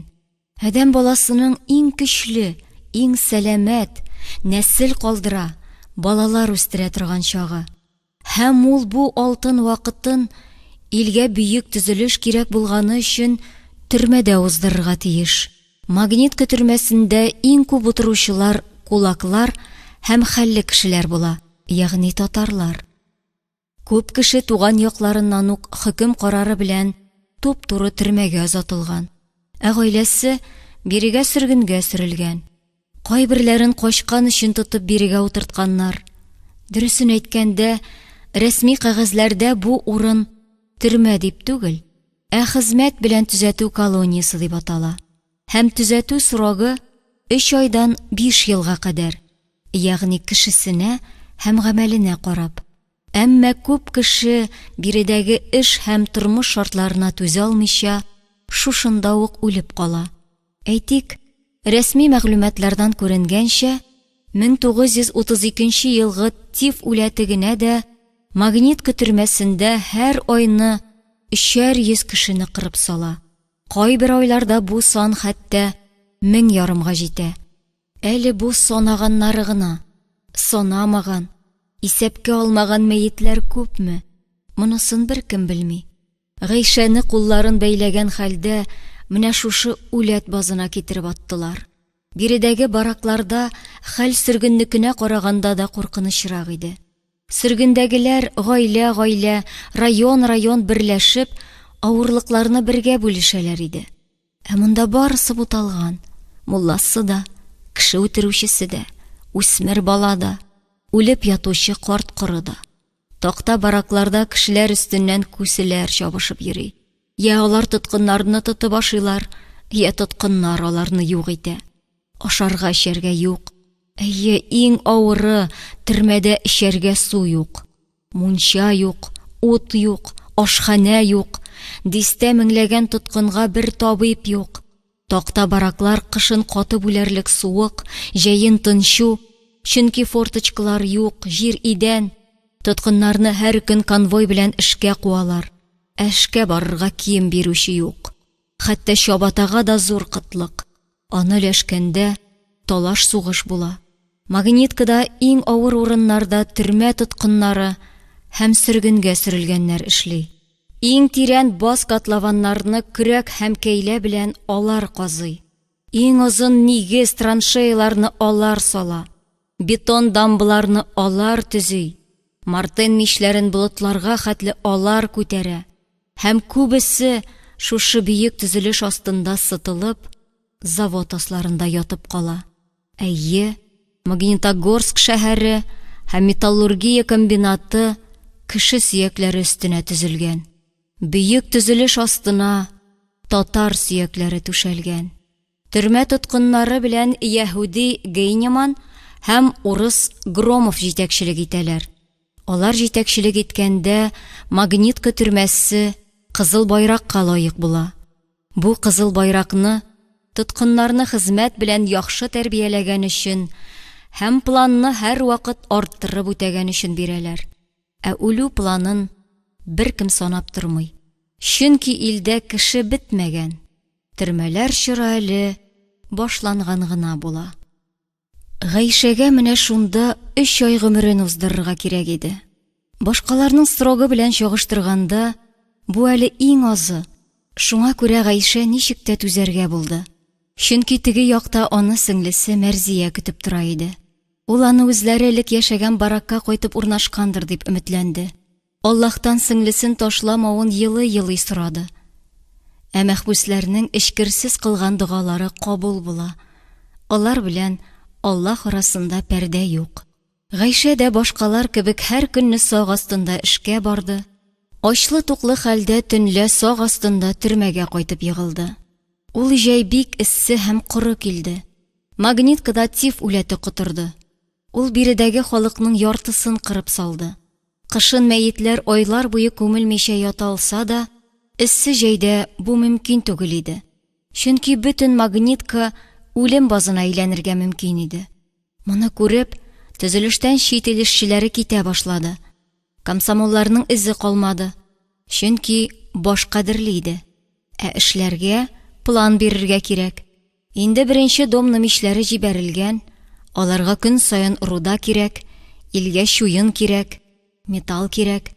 Һәм исән калган халыкны, бигрәк тә төрмә тоткыннарын, кайда яна, шунда ыргыталар. Калган көчләрен, җилекләрен суыралар. Төрмәдә тиф үләте башлангач, Гайшәне мәйет җыярга куйдылар. Бу төзелештә эшләүдән дә авыррак һәм куркынычрак хезмәт иде. Бу күрәләтә үлемгә бару дигән сүз. Чөнки йогышлы чир хәтта сулаган һава белән дә күчә иде. Һәм төрмә начальниклары бу эшкә күбрәк татарларны куялар иде. Шулай итеп, сөргеннәрдә дә үлмәгән, төрмәдә дә исән калган авыл татарлары шушы йогышлы чирдән чебен урынына кырыла башладылар. Аларны җыярга исән татарларны җибәрәләр иде. Гайшә үзен күрәләтә үлемгә җибәрүләрен белде. Әмма ул баш тарта алмый иде. Төрмә тоткынының әмерне үтәмәскә хакы юк. Шуңа күрә ул барлык саклык чараларын күрергә тырышты. Авыз борынын һәр вакыт яулык чите белән каплап йөрде. Кулларын туфрак белән булса да ышкып чистартты. Өс башын төтенләтеп торды. Теленнән дугасы китмәде. Күңелендә гел Алла булды. Мондый шартларда исән калуның башка юлы юк иде. Эссе җәйге көннәрнең берсендә бараклардан мәйет җыеп йөргәндә, Гайшә алар арасында гаять таныш бер йөзне очратты. Сап-сары булып саргайган, шыр сөяккә калган бу егет Аллаһяр бабайның оныгы Самат иде. Алар баракта бергә яшәгәннәр иде. Гайшә аны ачык калган зур зәңгәр күзләреннән таныды. Чөнки мондый тирән, моңлы күзләр бары тик аңарда гына иде. Саматны бу хәлдә күргәч, Гайшәнең тыны кысылды. Күзләренә яшь бәреп чыкты. Саматлар да качканнар иде шул. Димәк, алар да тотылганнар. Һәм менә монда үлемен тапкан. Гайшә эченнән генә бисмилласын әйтеп, мәетнең күзләрен йомдырды. Әмма егетнең күзләре яңадан ачылдылар. Газап тулы ул күзләрдә Гайшә үзенең чагылышын күрде. Һәм авып китә язды. Егет әле үлеп бетмәгән иде. Гайшә тизрәк аның кулларыннан тотып карады. Алар әле җылы иде. Алардан әле җан чыгып бетмәгән иде. Егет мөгъҗиза күргәндәй Гайшәгә тагы мөлдерәп карады. Аннан тагы күзләрен йомды. Аңын җуйды. Ул яшәү белән үлем арасыннан үтеп бара иде. Ике арада татар кызы Гайшә басып тора иде. Гайшә Саматны мәетләр арасыннан аралап алып, баракның икенче башына илтеп салды. Йөгереп барып аңа су алып килде. Саматның кигән иреннәренә тидерде. Үзе туктаусыз эченнән генә белгән дугаларын укыды. Су өстенә Аятел Көрси укып эшкерде. Тиз генә Ясинның бер өлешен укыды. Тиф барагы булганга, бирегә сакчылар керергә курка. Монда Гайшә үзе хуҗа иде. Самат күзләрен ачты. Гайшә биргән суны йотлыгып эчте. Аның карашында рәхмәт тә, ялвару да, ярату да бар иде. Гайша ул көнне үзенең өлеш ризыгын Саматка алып килеп ашатты. Валчыклап бүлеп, ипиен егетнең авызына салды. Ул һәр көнне аның янына йөрде. Һәр көнне нәрсә булса да ашарга табып килә иде. Самат күзгә күренеп тернәкләнде. Язмыш тарафыннан сузылган мәрхәмәтле кулга ул чытырдатып ябышты. Алар барагында барысы да тифтан үлеп бетте. Самат калды. Аның янында хәзер изге фәрештәсе Гайша бар иде. Тиздән Гайшаны тырышлыгын һәм пөхтәлеген искә алып, тоткыннарга ашарга пешерергә куйдылар. Бу инде аш үлемнән котылу дигән сүз иде. Дөрес, аш дигәнең дә эшегән кәбестә шулпасы да сулы ботка. Әмма бер валчык ипигә тилмергән кешеләр өчен бу зур сый, исән калу билгесе иде. Гайша тоткыннарга ризыкны мөмкин кадәр күбрәк салырга тырышты. Саматны исә гел аерым ашатты. Самат инде аякка баскан, башкалар белән котлован казырга йөри башлаган иде. Ул хәзер төрмәгә дә иенә кайткан кебек ашкынып кайта. Чөнки анда якташы, коткаручысы Гайша көтеп тора иде. Шушы шартларда да исән калу өчен, кеше булып калу өчен адәм баласына өмет һәм хыял да кирәк иде. Һәм татар яшьләре төрмәдә бер-берсен табыштылар. Бер җанга әйләнделәр. Әмма бу хакта бер-берләренә тел тибрәтеп берни әйтмәделәр. Саматны Гайшәгә караганда алданрак чыгардылар. Бер көнне ул ашарга килмәде. Шунда гына Гайша үзенең аңа ни дәрәҗәдә ияләнүен, аңа тартылуын, аны сагынуын аңлады. Зәңгәр күзле бу тыйнак егет караңгы төрмә тормышында аның бердән-бер яктылыгы булган икән. Һәм бу хакта бер-берләренә бер сүз әйтмичә, алар тагы аерылды. Гайшаның төрмә срогы туларга әле шактый вакыт бар иде. Төрмәдән чыккач, Гайша Саматны табамы, юкмы, анысы да билгеле түгел иде.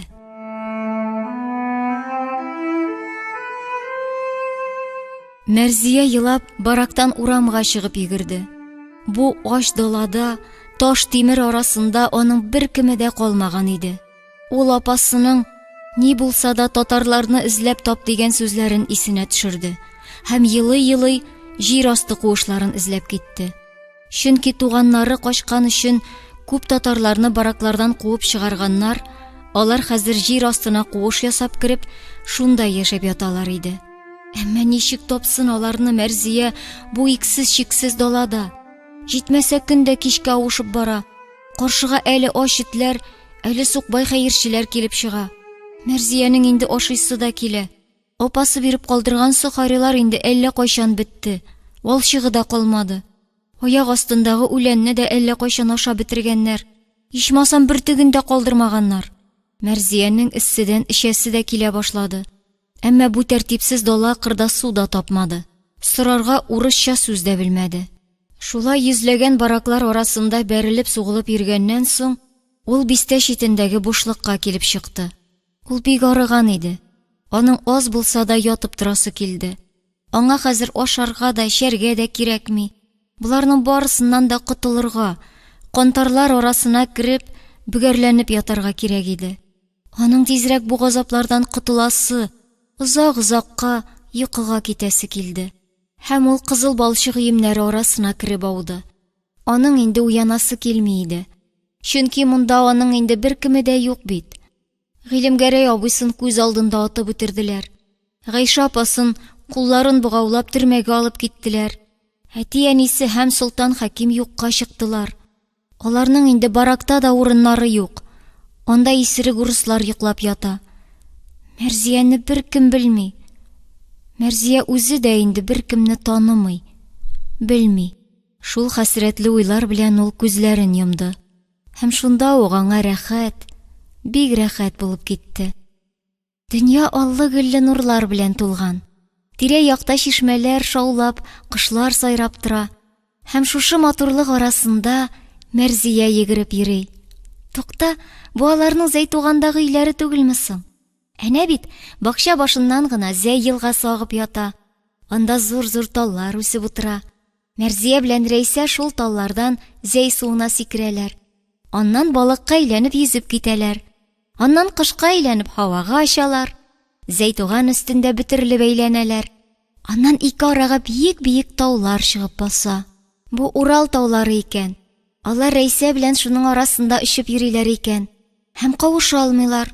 Таулар аларны гел аера, гел араларына кереп баса. Мәрзия елап бу хакта әйтергә Зәйтуганга очып кайтып китә. Аларның өйләре каршына тупырдап торган ак ат килеп туктаганын күрә. Тарантаста әтисе белән әнисе парлашып утырганнар. Мәрзия дә алар янына килә. Алар белән китмәкче була. Сиңа әле иртәрәк, кызым, дип, әтисе аны күтәреп ала һәм өйгә алып кереп китә. Ак ат әнисенең бер үзен алып, тымырылып чабып китә. Менә ул авыл өстендә җирдән аерыла. Ак болытлар арасыннан очып бара да, Мәрзиянең әнисен алып, күздән югала. Мәрзия әтисе кулында ятып кала. Ул аңа һаман сиңа әле иртәрәк, кызым, ди. Менә ул аны өйгә алып кереп сала. Юк, бу аларның Зәйтугандагы өйләре түгел бит. Бу башка карт бит. Мәрзия аны караңгыда таный да, танымый да. Әмма тавышы бик таныш. Тукта, ул аны баракта күргән иде бит. Ул алар белән бергә яши иде. Гел Коръән укып утыра торган бабай иде. Мәрзия күзләрен киереп ачты һәм караңгыда таныш йөзне шәйләде. Әйе, ул аны таныды. Бу бит Аллаһъяр бабай. Әмма кайда соң ул? Һаман төштә түгелдер бит инде. Алай дисәң, әтисе кайда? Зәйтугандагы өйләре кайда? Бу бит җир асты куышы. Әнә каршыда чытыр-чытыр чырай яна. Идән уртасындагы учакта нидер пешә. Караңгыга күзләре яләнә төшкәч, Мәрзия җир астында үзе кебек балаларны да күрде. Булар Аллаһъяр бабайның оныклары иде. Димәк, Мәрзия хәзер алар арасында. Димәк, бу төш түгел, һәм аңа сиңа әле иртәрәк, кызым, диюче карт аның әтисе түгел, Аллаһъяр бабай. Әйе.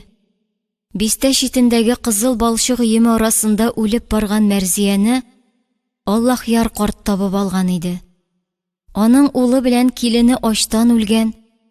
Оныгы Самат качкан өчен аларның барысын да барактан куып чыгарганнар иде. Җир казып керү өчен дә махсус рөхсәт кирәк. Алар да хисапта. Бу землянкаларның берничә гаилә өчен зурлары да, айрым гаилә өчен менә шундый кичкенәләре дә бар. Аллаһъяр карт оныклары белән кичкенә генә җир куышында яшәп ята иде. Шулар янына даладан ул кичкенә Мәрзияне дә күтәреп кайтты. Чөнки монда ятып калса, бу баланың бүген төнлә үк үләчәген ул яхшы белә иде. Аш этләр, дала шакаллары, явыз бәндәләр мондый корбанны эзләп кенә йөриләр.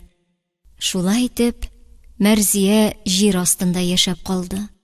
Бу аның аш үлемнән котылуы иде. Аның өчен кылынган изге дугаларның нәтиҗәсе иде. Мәрзия үзенең яңа йортын ныклабрак карады. Бу кап-караңгы баз кебек бер урын иде. Аның стеналары чыбык-чабык салам катнаштырып, балчык белән сыланган. Түбәсенә кәс ябылган, җир идәнле. Ишегеннән керү өчен башта чокырга төшәргә кирәк. Аннан соң гына җир базына үтәсең.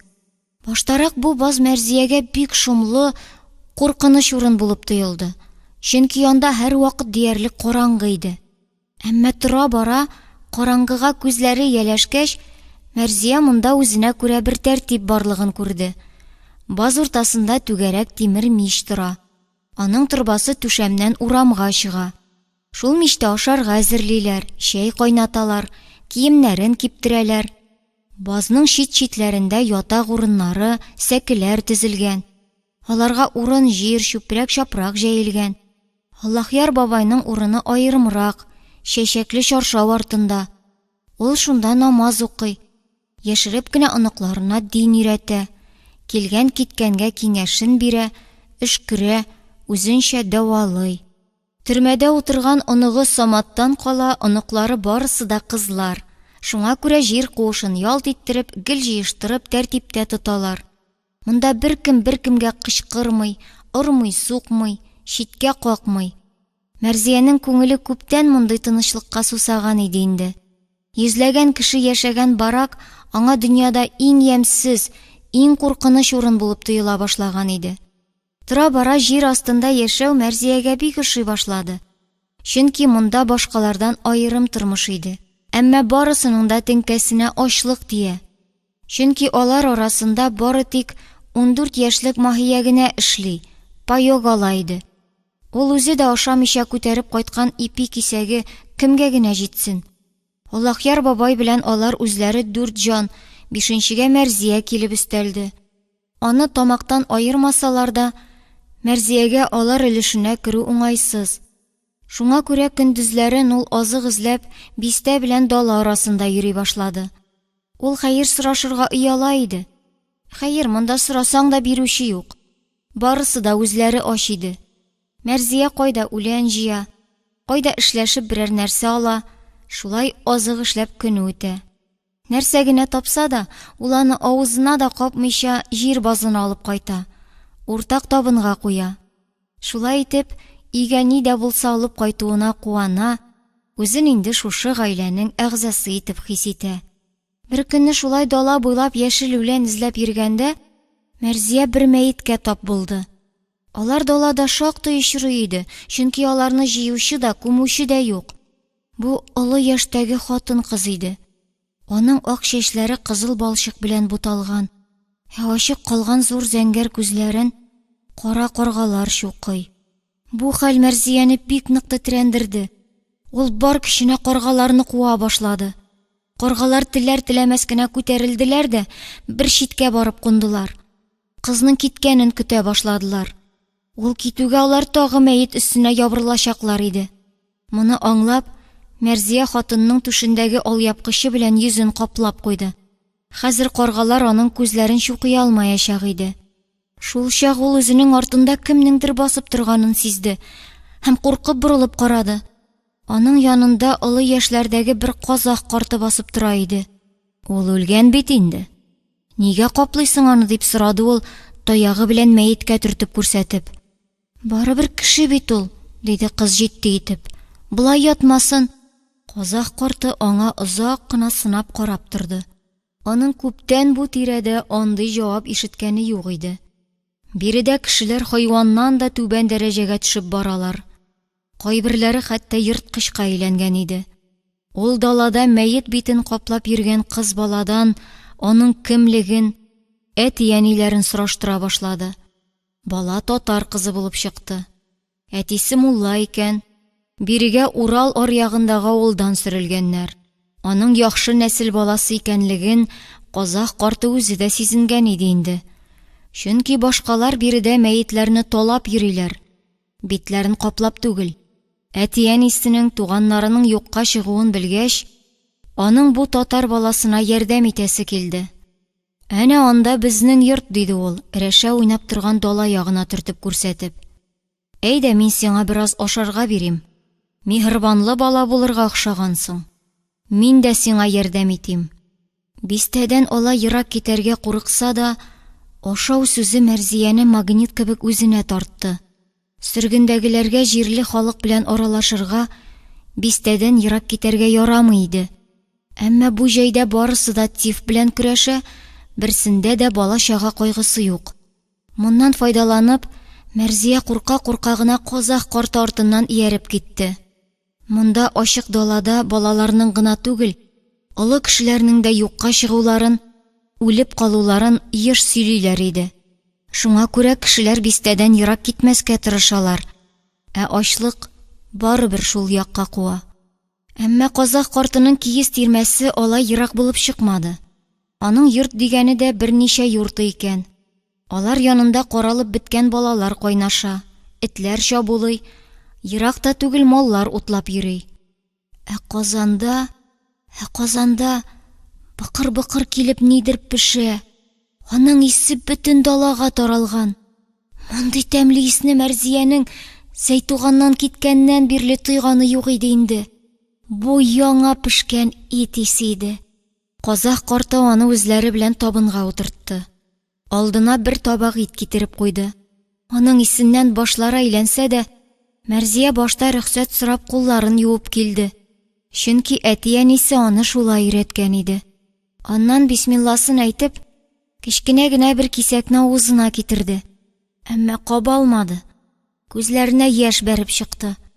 Аштан интеккән әти әнисен, туганнарын күз алдына китерде. Җир базында бер телем ипигә тилмереп яткан Аллаһъяр бабайлар хәтеренә килде. Битләре буйлап тәгәрәгән яшьләре кулындагы ризыгына тамды. Барысы да ашамыйча аңа карап торалар иде. "Аша, кызым, аша", диде казак хатыны, итле табакны аның алдына әтеп. "Без Аллага шөкер, көндә ризыклы. Сезнең андагы хәлләрне сөйләп бетерә алмыйлар бит." Иттән соң табынга шулпа килде.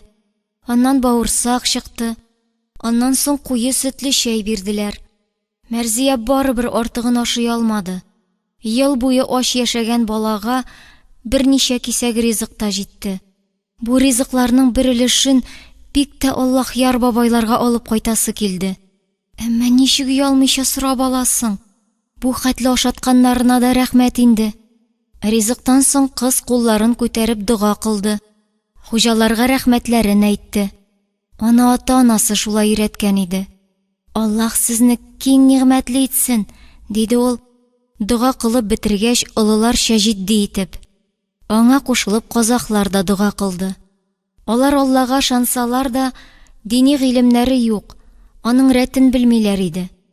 Бу 10 яшьлек татар кызы дугасын да белә, тәртибен дә белә, әдәп-әхлагы да бөтенләй башка. Ул сөргендә дә кеше булып кала алган, динен онытмаган. Алар киң далада да Аллаһны онытып баралар. Әллә кайдан килеп чыккан бу самими татар баласы аларның каткан күңелләрен йомшартып җибәрде. Аның белән бергә йортка дуга керде, нур керде. "Син динне дә яхшы беләсең ахыры, кызым", диде казак карты, аның дуга кылуына ишарәләп. "Мулла кызы бит мин, абый", диде Мәрзия тыйнак кына. "Әти-әни безгә барысын да өйрәтте. Намазын да, Коръәнне дә." "Әллә Коръән дә укый беләсеңме?" диде казак карты тәмам әсәрләнеп. "Әйе, без барыбыз да беләбез. Әти яттан да белә. Олы абый апалар да яттан белә иде. Әмма магниткада моны белдерергә ярамый. Күрсәләр Коръәнне утка ягалар. Анда татарлар Коръәннәрен мендәр ишендә генә саклыйлар." Моны ишетеп, казакларның күзләренә яшь килде. Шул хәтле дини, укымышлы халыкны сөргендә черетүләрен алар аңлый алмадылар. Теге заманнарда казак далаларында дин таратып йөргән халык бит ул, татарлар. Бөтен казак кыргызга дин шул яктан килә иде. Кышларын чана, җәйләрен кул арбасы тартып, аңа китап тиеп, татар шәкертләре казак кыргыз балаларына сабак укытып йөриләр иде. Алар хәзер барысы да әнә шул магнит төрмәсендә чыри инде. Бу илгә укымышлы кешеләр кирәк түгел шул. Бу илгә мал көтүчеләр һәм тимер кайнатучылар гына кирәк. "Балам, укы безгә дә бер 2 аят. Йортка Коръән керсен ичмасам", диде казак карты күз яшьләрен сөртеп. "Бездә дин бетеп бара инде.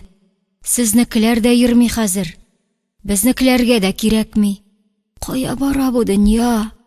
Мәрзия бу олы кешенең соравына кире җавап бирә алмады. Казак хатыны белән бер читкә барып, тәһарәт алды. Өс башын тәртипкә китерде. Яулыгын олылап бәйләде. Аннан әдәп белән генә өстәл артына барып утырды да, бисмилласын әйтеп, күңелдән Коръән укый башлады. Күп кыска сүрәләр белә иде ул. Әмма башлап Фатиханы укыйсы килде. Казак гаиләсе бу татар баласының шаулатып Коръән укуын тын алырга да кыймыйча әсәрләнеп тыңладылар.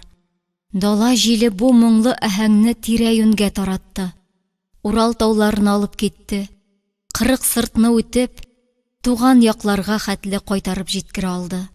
Сөргенгә сөрелгән татар баласының җан авазы булып туган якларга Коръән моңы кайтты. Фатиха сүрәсеннән соң Мәрзия Ихлас, Нәс, Кәүсәр сүрәләрен укыды.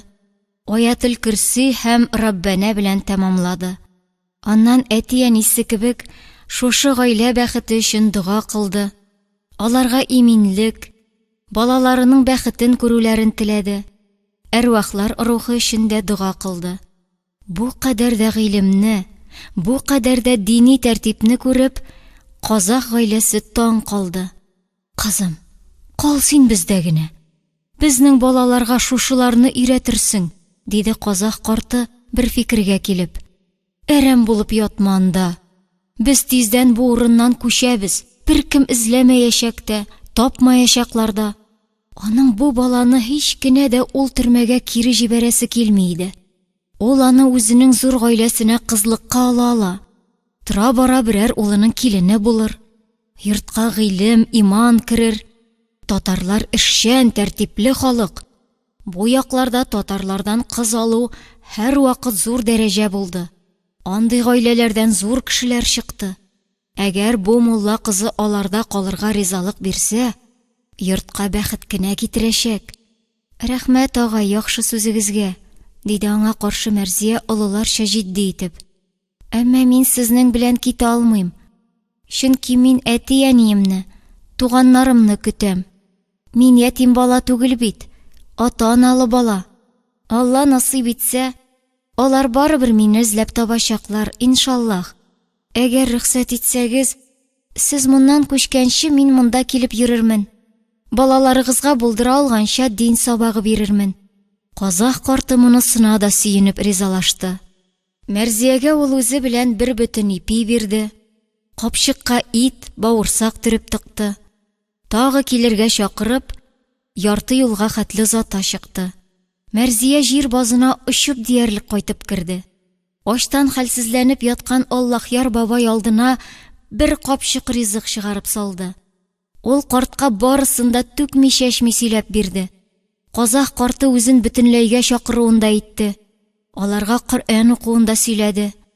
Аллаһы Тәгалә яхшы бәндәләренә ярдәм итә шул балам, диде Аллаһяр карт, кыз алып кайткан ризыкны тигез итеп бүлеп. Синең иман нурың алар йөрәгенә юл ачкан. Бәхетле, бәрәкәтле бала булырсың, кызым, иншаллах. Китмичә дә дөрес эшләгәнсең. Бу җирдә синең нәселең динне яңадан торгызачак әле, Алла теләсә. Картның соңгы сүзләрен бик үк аңлап бетермәсә дә, Мәрзия бу гаиләгә ярдәм итә алуына чын күңелдән сөенде. Чөнки җир астында алар барысы да ач иде. Моннан соң ул Казах тирмәсенә һәр көн барып йөри башлады. Аларның балаларына дин сабагы бирүдән тыш, авыру Казах хатынына өйләрен җыештырырга, кирләрен юарга ярдәм итте. Кирәк булганда малын да көтте. Кыз бер эштән дә куркып тормый. Кеше җиткәннең барысын да эшли. Кул арасына керергә тырыша иде. Чөнки аны әти-әнисе эштән курыкмаска, кайда да эшләп ашарга өйрәткән иде. Чөнки ул берни эшләмичә генә килгән саен ризык күтәреп кайтып китәргә уңайсызлана иде. Ә ризыкны ул җир базына җәй буе ташыды. Ә инде уку мәсьәләсенә килгәндә, Казах балалары иман шарты һәм бер-ике дуга ятлаудан ары китә алмадылар. Ата-ана монысына да җире күге белән куанды. Чөнки алар үлгәч, менә шулар белән булса да дуга кылучылар кала иде. Алар динне белеп бетермәсәләр дә, күңелләреннән барысы да Аллага шаналар иде. Казах йорты исә намаз тәртибендә белә икән. Теге елларда татар шәкертләреннән сабак алу аңа да эләккән. Шуңа күрә ул татар телендә шактый яхшы белә булып чыкты. Карт вакытын табып, җомга көннәрендә булса да, Мәрзия белән бергә намаз укыды. Алар артына авыру Казах хатыны, балалары да килеп баса иде. Моңа бөтенесе дә чын күңелдән куаналар. Чөнки казахлар шушы далалары кебек киң күңелле һәм эчкерсез халык иде. Һәм Казах карты хәзер бөтен тирә-юньдә иң дини, иң укымышлы кеше булып исәпләнә иде.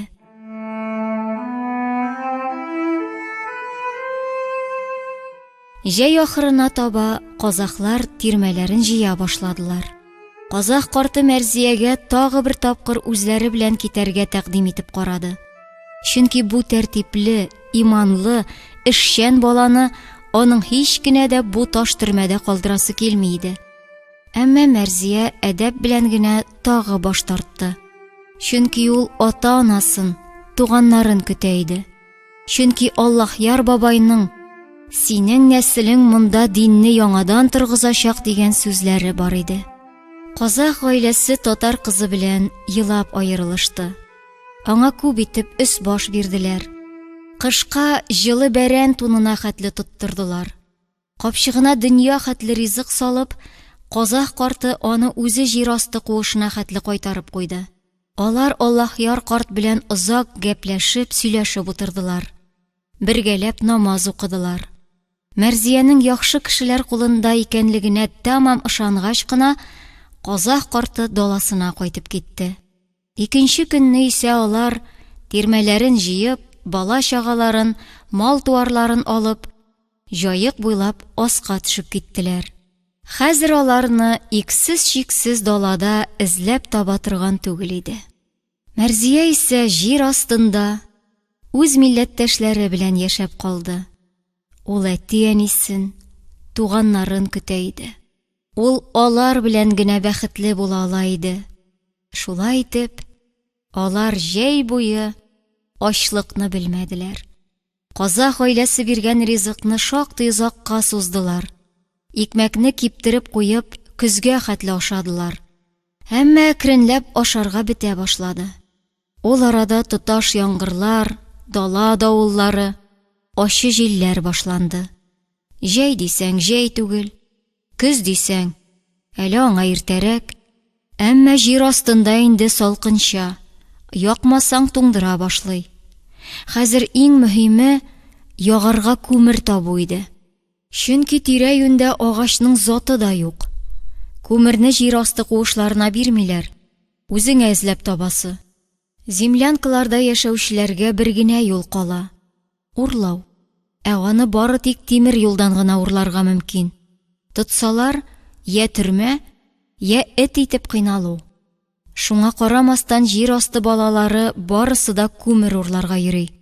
Мәрзия дә Аллаһъяр картның оныклары белән зур чиләк тотып, һәр көн тимер юлга күмер яки кокс урларга бара. Алар вагон бушатканны көтеп кенә торалар. Аннан каргалар кебек чәчелгән күмергә ташланалар. Чиләк авыр, тезгә бәрелеп күгәртеп бетерә. Көч-хәл белән җыеп алып кайткан бер чиләк бер ягуга җитә. Вагон килмәгән көнне күмерсез каласың. Суыкта төн чыгасың. Инде итәк тулы бала-чага белән кара көзгә керәбез дип кайгырып торганда, төрмәдән Самат кайтып керде. Бу җир асты базы өчен иң шатлыклы көн булды. Мәрзия аны башта караңгыда танымады. Башкалар исә тавышыннан ук танып, аңа ташландылар. Алар Саматны качкан, я илгә кайткан дип уйлаганнар иде. Ул төрмәдә утырган булып чыкты. Саматның кайтканына иң нык куанганы Аллаһъяр карт булды. Ул үзенең көннәре санаулыгына калып баруын бик белә иде. Бу кыз балаларны кемгә калдырып китәрмен дип бик борчыла иде. Чөнки монда иратсыз гаиләне аш үлем, төрле мәсхәрә, җәбер көтә. Оныгы Самат менә шушы балалар хакына төрмәдән исән котылып кайткан иде. Җир асты куышында Гайшәнең сеңлесе Мәрзияне күреп, Самат бик куанды. Ул өйдәгеләрне җыеп, төрмәдәге хәлләр турында сөйләп бирде. Ул мине үлемнән алып калды дип, Гайшә турында аеруча бер җылылык белән искә алды. Гайшә турында сөйләгәндә, аның тавышы калтырап китә, битләре алланып чыга иде. Элек бер баракта яшәгәнлектән, Аллаһъяр карт та Гайшәне яхшы хәтерли икән. Шибәр, тыйнак бу кыз бала анда да күпләргә үрнәк иде. Саматның әйтүенчә, Гайшәнең дә төрмәдән чыгар вакыты җитеп килә икән. Син аны монда табып алып кайт, улым, диде Аллаһъяр карт оныгына үз исәбе белән. Аны хәзер баракка кертмәсләр, каңгырып йөрмәсен. Бергә торырбыз. Яхшы кешеләрнең балалары алар, әрәм булмасыннар. Самат бабасының бу тәкъдименә бик теләп риза булды. Ул Гайшәнең төрмәдән чыгуын тилмереп көтә башлады. Һәр кич эштән соң элек үзләре яшәгән баракка барып, аны эзләде. Ул анда, төрмәдә, үлем һәм пычрак арасында Гайшәгә иң кадерле сүзләрен әйтә алмады бит. Самат ул саф хисләрен үзе белән алып китте. Әмма ул аларны барыбер Гайшәгә әйтәчәк, белдерәчәк иншаллаһ. Алар әле барыбер очрашачак. Чөнки бу хакта күкләрдә шулай дип язылган иде. Гайшәнең тизрәк төрмәдән чыгуын татар егете Самат көтә. Апасының тизрәк үз янына кайтуын кечкенә Мәрзия тилмереп көтә. Сөргендә, җир асты куышында Гайшәне язмышы көтеп тора иде. Этләр һау-һаулап 6нчы карт янына ыргылдылар. Алар артыннан эзләренә бастырып, атка атланган сакчылар чаптырып килә иде. Алар туп-туры Тимербулат картка таба атладылар. Әмма карт аларга игътибар итмәде. Саташып яткан Солтан Хаким белән булашуын белде. Сакчылар атларыннан төшеп, 6нчы картның документларын сорадылар. Биредә көненә 40 тапкыр тотып тикшергәнгә, картның авыл советы биргән мөһерле кәгазе һәр вакыт үзе белән йөри иде. Ул аны ашыкмый гына сакчыларга чыгарып бирде. Тегеләр инде үзләре картның шушы тирә кешесе икәнлеген чамалап алганнар иде. Чөнки качаклар мондый яхшы өс-баш белән урманда йөрмиләр. Ә менә янындагы малае бик сәер күренә. Һәм шактый шикле. Аның өс-башы да берничә көн буе урманда бәргәләнеп йөргәнгә охшаган. Монысы кем? Дип сорадылар алар камчы сабы белән малайга төртеп. Кем булсын? Минем малай, диде карт бердә исе китмәгәндәй. Берничә көн элек үз билдеге белән ауга дип киткән иде. Чак эзләп таптым менә. Әле ярый аю бүре бутарлап ташламаган. Бизгәк ябышкан менә үзенә хәзер. Әле тиф мазар булмаса ярый. Ничек алып кайтып җиткерергә хәзер ана авылга? Атмазарда юк ичмасам. Тиф бизгәк сүзен ишетүгә сакчылар тизрәк читкә киттеләр. Чөнки быел бу тирәдә барысында тиф кыра. Магниткадан инде авылларга да үтеп керде. Шуңа күрә алар андый авырулар белән бик сак булырга тырышалар. Урманда чырасалар, атып кына китәләр. Бу ширле малай белән дә шулай буласы иде. Бәхете янында кешесе булды. Атлы сакчылар бу авыру малай белән маташмадылар, тизрәк китү ягын карадылар. Ул арада бераз туктап торган яңгыр тагы сибәли башлады. Аннан кыюбук яварга тотынды. Этләр шинашып, карага ябалдашлары астына пыстылар. Тимербулат карт аларга кичтән калган сөякләрне ыргытты. Этләр һаулашып, шуңа ябырылдылар. Аларга инде качаклар да, сакчылар да кирәкми иде. Ә Тимербулат картка шул гына кирәкте. Чөнки ул бу этләрнең Асылгәрәй картның эзенә төшүеннән курка иде. Моннан ераграк китсен Асылгәрәй кардаш дип уйлады ул, этләргә сөяк санак ыргытып. Бу палачлар куып җитәрлек булмасын. Иленә кайтсын, кешечә яшәсен. Картлык көнендә тау-таш арасында бәргәләнеп йөрмәсен. Сакчылар атларын бурып, магнитка ягына таба киттеләр. Этләр сөякләрен ташлап, алар артыннан чапты. Тимербулат карт җиңел сулап куйды. Ичмасам хәзергә бу бәләдән кытылды. Соңыннан күз күрер тагы. Хәзергесе кадерле. Хәзер бу баланы авылга алып кайтып, аякка бастырырга кирәк. Ул бит аны атасыннан әманәт итеп алып калды. Инде авылга килеп тотып алсалар, үлеп яткан җиреннән урманнан таптым дияр. Нигә теге көнне алдадың дисәләр, урысчам шундый гына аңлата алмаганмын дияр. Башын җүләргә салыр, кирәк икән сатып алыр. Хәзер заманы шундый, төртмичә яшәп булмый. Алдарга да туры килә, чөнки булаш үзе шундый. Тимербулат карт гомер иткән кеше инде, рәтен белә. Юкка гына Зимагур Тимер, Зимагур Булат дип йөртмиләр аны бу якларда. Урманда ялгыз очрасалар, мондый палачларның бугазын тиз чәйнәп үзәр иде ул. Әхтә әйтә алмаслар иде. Ә бу баланы тоттырмаячак ул алар кулына. Аякка бастырачак, Алла теләсә. Тимербулат карт үзе дә сизмәстән Алланы искә төшерде. Әллә Асылгәрәй картның ихлас динилеге тәэсир итте. Әллә бу яхшы кешеләрне бик кызганды, аның аларга ярдәм итәсе килде. Бәлки яңа властька карата ачуын шулай чыгарасы килгәндер. Ачтан үлгән балалары өчен шул рәвешле режимнан үч алгандыр. Ни булса да, совет властена түгел, аның дошманнарына, качакларга ярдәм итәргә булды ул. Хәзер Солтан Хәкимне авылга алып кайтырга кирәк иде. Агач ботакларыннан кап кебек нәрсә ясап, ул малайны шунда утыртты. Аннан иелеп, капны аркасына киде. Малай җиңел иде, сөяк тә тире генә, барлыгы да беленми. Әмма аның арык тәненнән шундый кайнарлык бәрә, хәтта картның аркасын пешерә башлады. Карт тирләп чыкты, әмма баруын дәвам итте. Атларга җайлы булсын өчен, ул кулына юан ботак алды. Шуңа таянып, урман буйлап китте. Авылга әллә ни ерак түгел. Ул урман артындагы борылышта үзән тутырып җәелеп ята иде.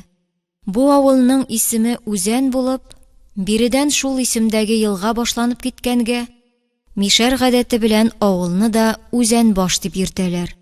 Ул ике биек тау арасындагы ачыклыкта урнашкан. Аннан тирә-яктагы урманны кисеп, тауларга кадәр җәелгән. Каршыдагы Кәркә таудан шаулап үзән елгасы агып төшә. Икенче яктагы Кага таштан Кага елгасы башлана. Соңыннан алар икесе дә Агыйделгә барып кушылалар. Әмма әле Агыйделгә җиткәнче әллә ничә тау, әллә ничә үзән үтәләр. Агыйдел елгасына исә Кама чулманына барып җитү өчен Урал тауларының 40 сыртын үтәргә кирәк. Шушы сынауны үтсә генә, ул Зур Иделгә барып җитә ала. Әллә һаман яңгыр сибәләп торганга, әллә инде көн кичкә ошып барганга, Тимербулат картның сәер биштәр асып урманнан кайтып килүен күрүче булмады кебек. Хәер, күрсәләр дә, аның бу гадәтләренә инде күнегеп беткәннәр иде. Бу Зимагур Булат урманнан аю күтәреп кайтса да гаҗәпләнмәсләр иде. Тик Тимербулат карт үзе дә бераз саклык чараларын күрде. Башка вакыттагы кебек урам уртасыннан җәелеп атламады, урман кырыйлатып, бакча башыннан гына кайтып керде. Шабыр тир булып, баштан аяк чыланып өенә кайтып җиткәндә, көн инде кичкә авышкан иде.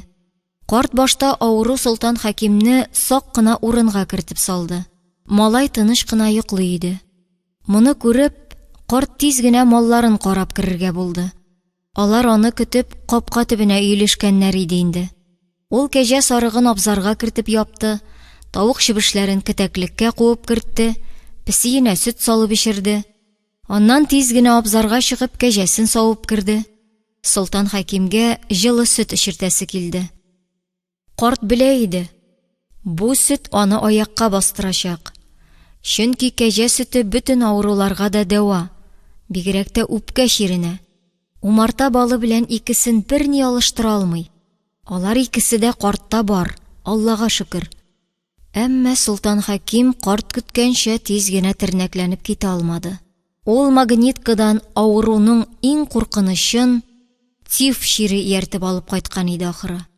Бу хакта карт беркемгә сиздермәде, беркемне өенә кертмәде, үзе дә чыгып йөрмәскә тырышты. Малайда тиф икәнлеген белсәләр, авылың ниең белән яндырып китүләре дә бар. Шуңа күрә ул үзе белгән бөтен саклык чараларын кулланырга тырышты. Өйне гел төрле үләннәр белән төтәтеп торды. Барлык нәрсәне селте суы белән юды. Солтан Хәкимнең бөтен үс башын утка атты. Карт күпме генә тырышса да, яман шир малайны ычкындырырга теләмәде. Ул инде магниткада ук аның бугазына чытырдатып ябышкан иде. Урманда исә бөтенләй аяктан йыкты. Кара бизгәк инде аның ишенә төшкән иде. Тәненә капкан утлы газап җилеген суырды. Ул һаман саташты, һаман әтиәнисен, туганнарын чакырды. Айнып киткәндә күзләрен ачып, сәерсенеп тирә-юньне күзәтте. Озак кына Тимербулат картка карап торды. Аннан тагы аңын җуйды. Тагы саташа башлады. Сузып-сузып ниндидер дугалар укыды. Тик алар безнеңчә түгел иде. Тимербулат карт аларны аңламады. Кай вакытта карт үзе дә шомланып куя. Малайның терелүенә өметен өзә башлый. Әмма шуңа карамастан, ул аны кашыклап ашата, тавык шулпасыннан, чәчәк балыннан өзми, чәй урынына шифалы үлән төнәтмәләре генә эчерә. Җылы кәҗә сөтен исә ул Солтан Хәкимгә көненә берничә тапкыр бирә иде. Бер эчкәндә Солтан Хәким телен чак тибрәндереп өшкереп бирергә кушты. Карт аптырап калды. Ул өшкерү дугаларын белми иде. Аңа малай алдында уңайсыз булып китте. Бисмилласын әйтеп, ул сөтне Солтан Хәкимгә сузды. Солтан Хәким яткан җиреннән генә пышылдап, ниндидер дуга укыды. Сөт өстенә өшкерде һәм азлап эчеп куйды. Хәзер ул карт биргән һәр эчемлекне шулай өшкерә башлады. Чөнки аның әти-әниләре дә шулай итә торганнар иде. Әллә шул өшкерүләрнең файдасы тиде, әллә Тимербулат картның тәрбиясе яхшы булды. Солтан Хәким әкренләп терелә башлады. Моны күреп картның сөенече эченә сыймады. Ул Солтан Хәкимгә урманнан тәмле җиләкләр, судан затлы балыклар тотып кайта башлады. Малай үзе дә әкренләп дөньяга чыга башлады. Җәйнең җылысыннан рәхәтләнде, тәненә, җанына көч җыйды. Тимербулат картның сөйләве буенча, ул инде барысын да белә иде. Үзенең авырып урманда ятып калуында, әтисенең аны Тимербулат картка тапшырып китүен дә белә иде Солтан Хәким. Ул тимер кебек нык, әмма Солтан Хәкимгә карата балавыз кебек йомшак бу бабайны ярата башлаган иде. Малай аңа чиксез рәхмәтле иде. Чөнки аны үлем авызыннан шушы карт тартып чыгарды. Кеше шушы хәтле тәрбияне үз баласына да күрсәтә алмыйдыр. Ә Тимербулат карт аннан да арттырды. Солтан Хәким өчен йылан сөте табарга да риза иде.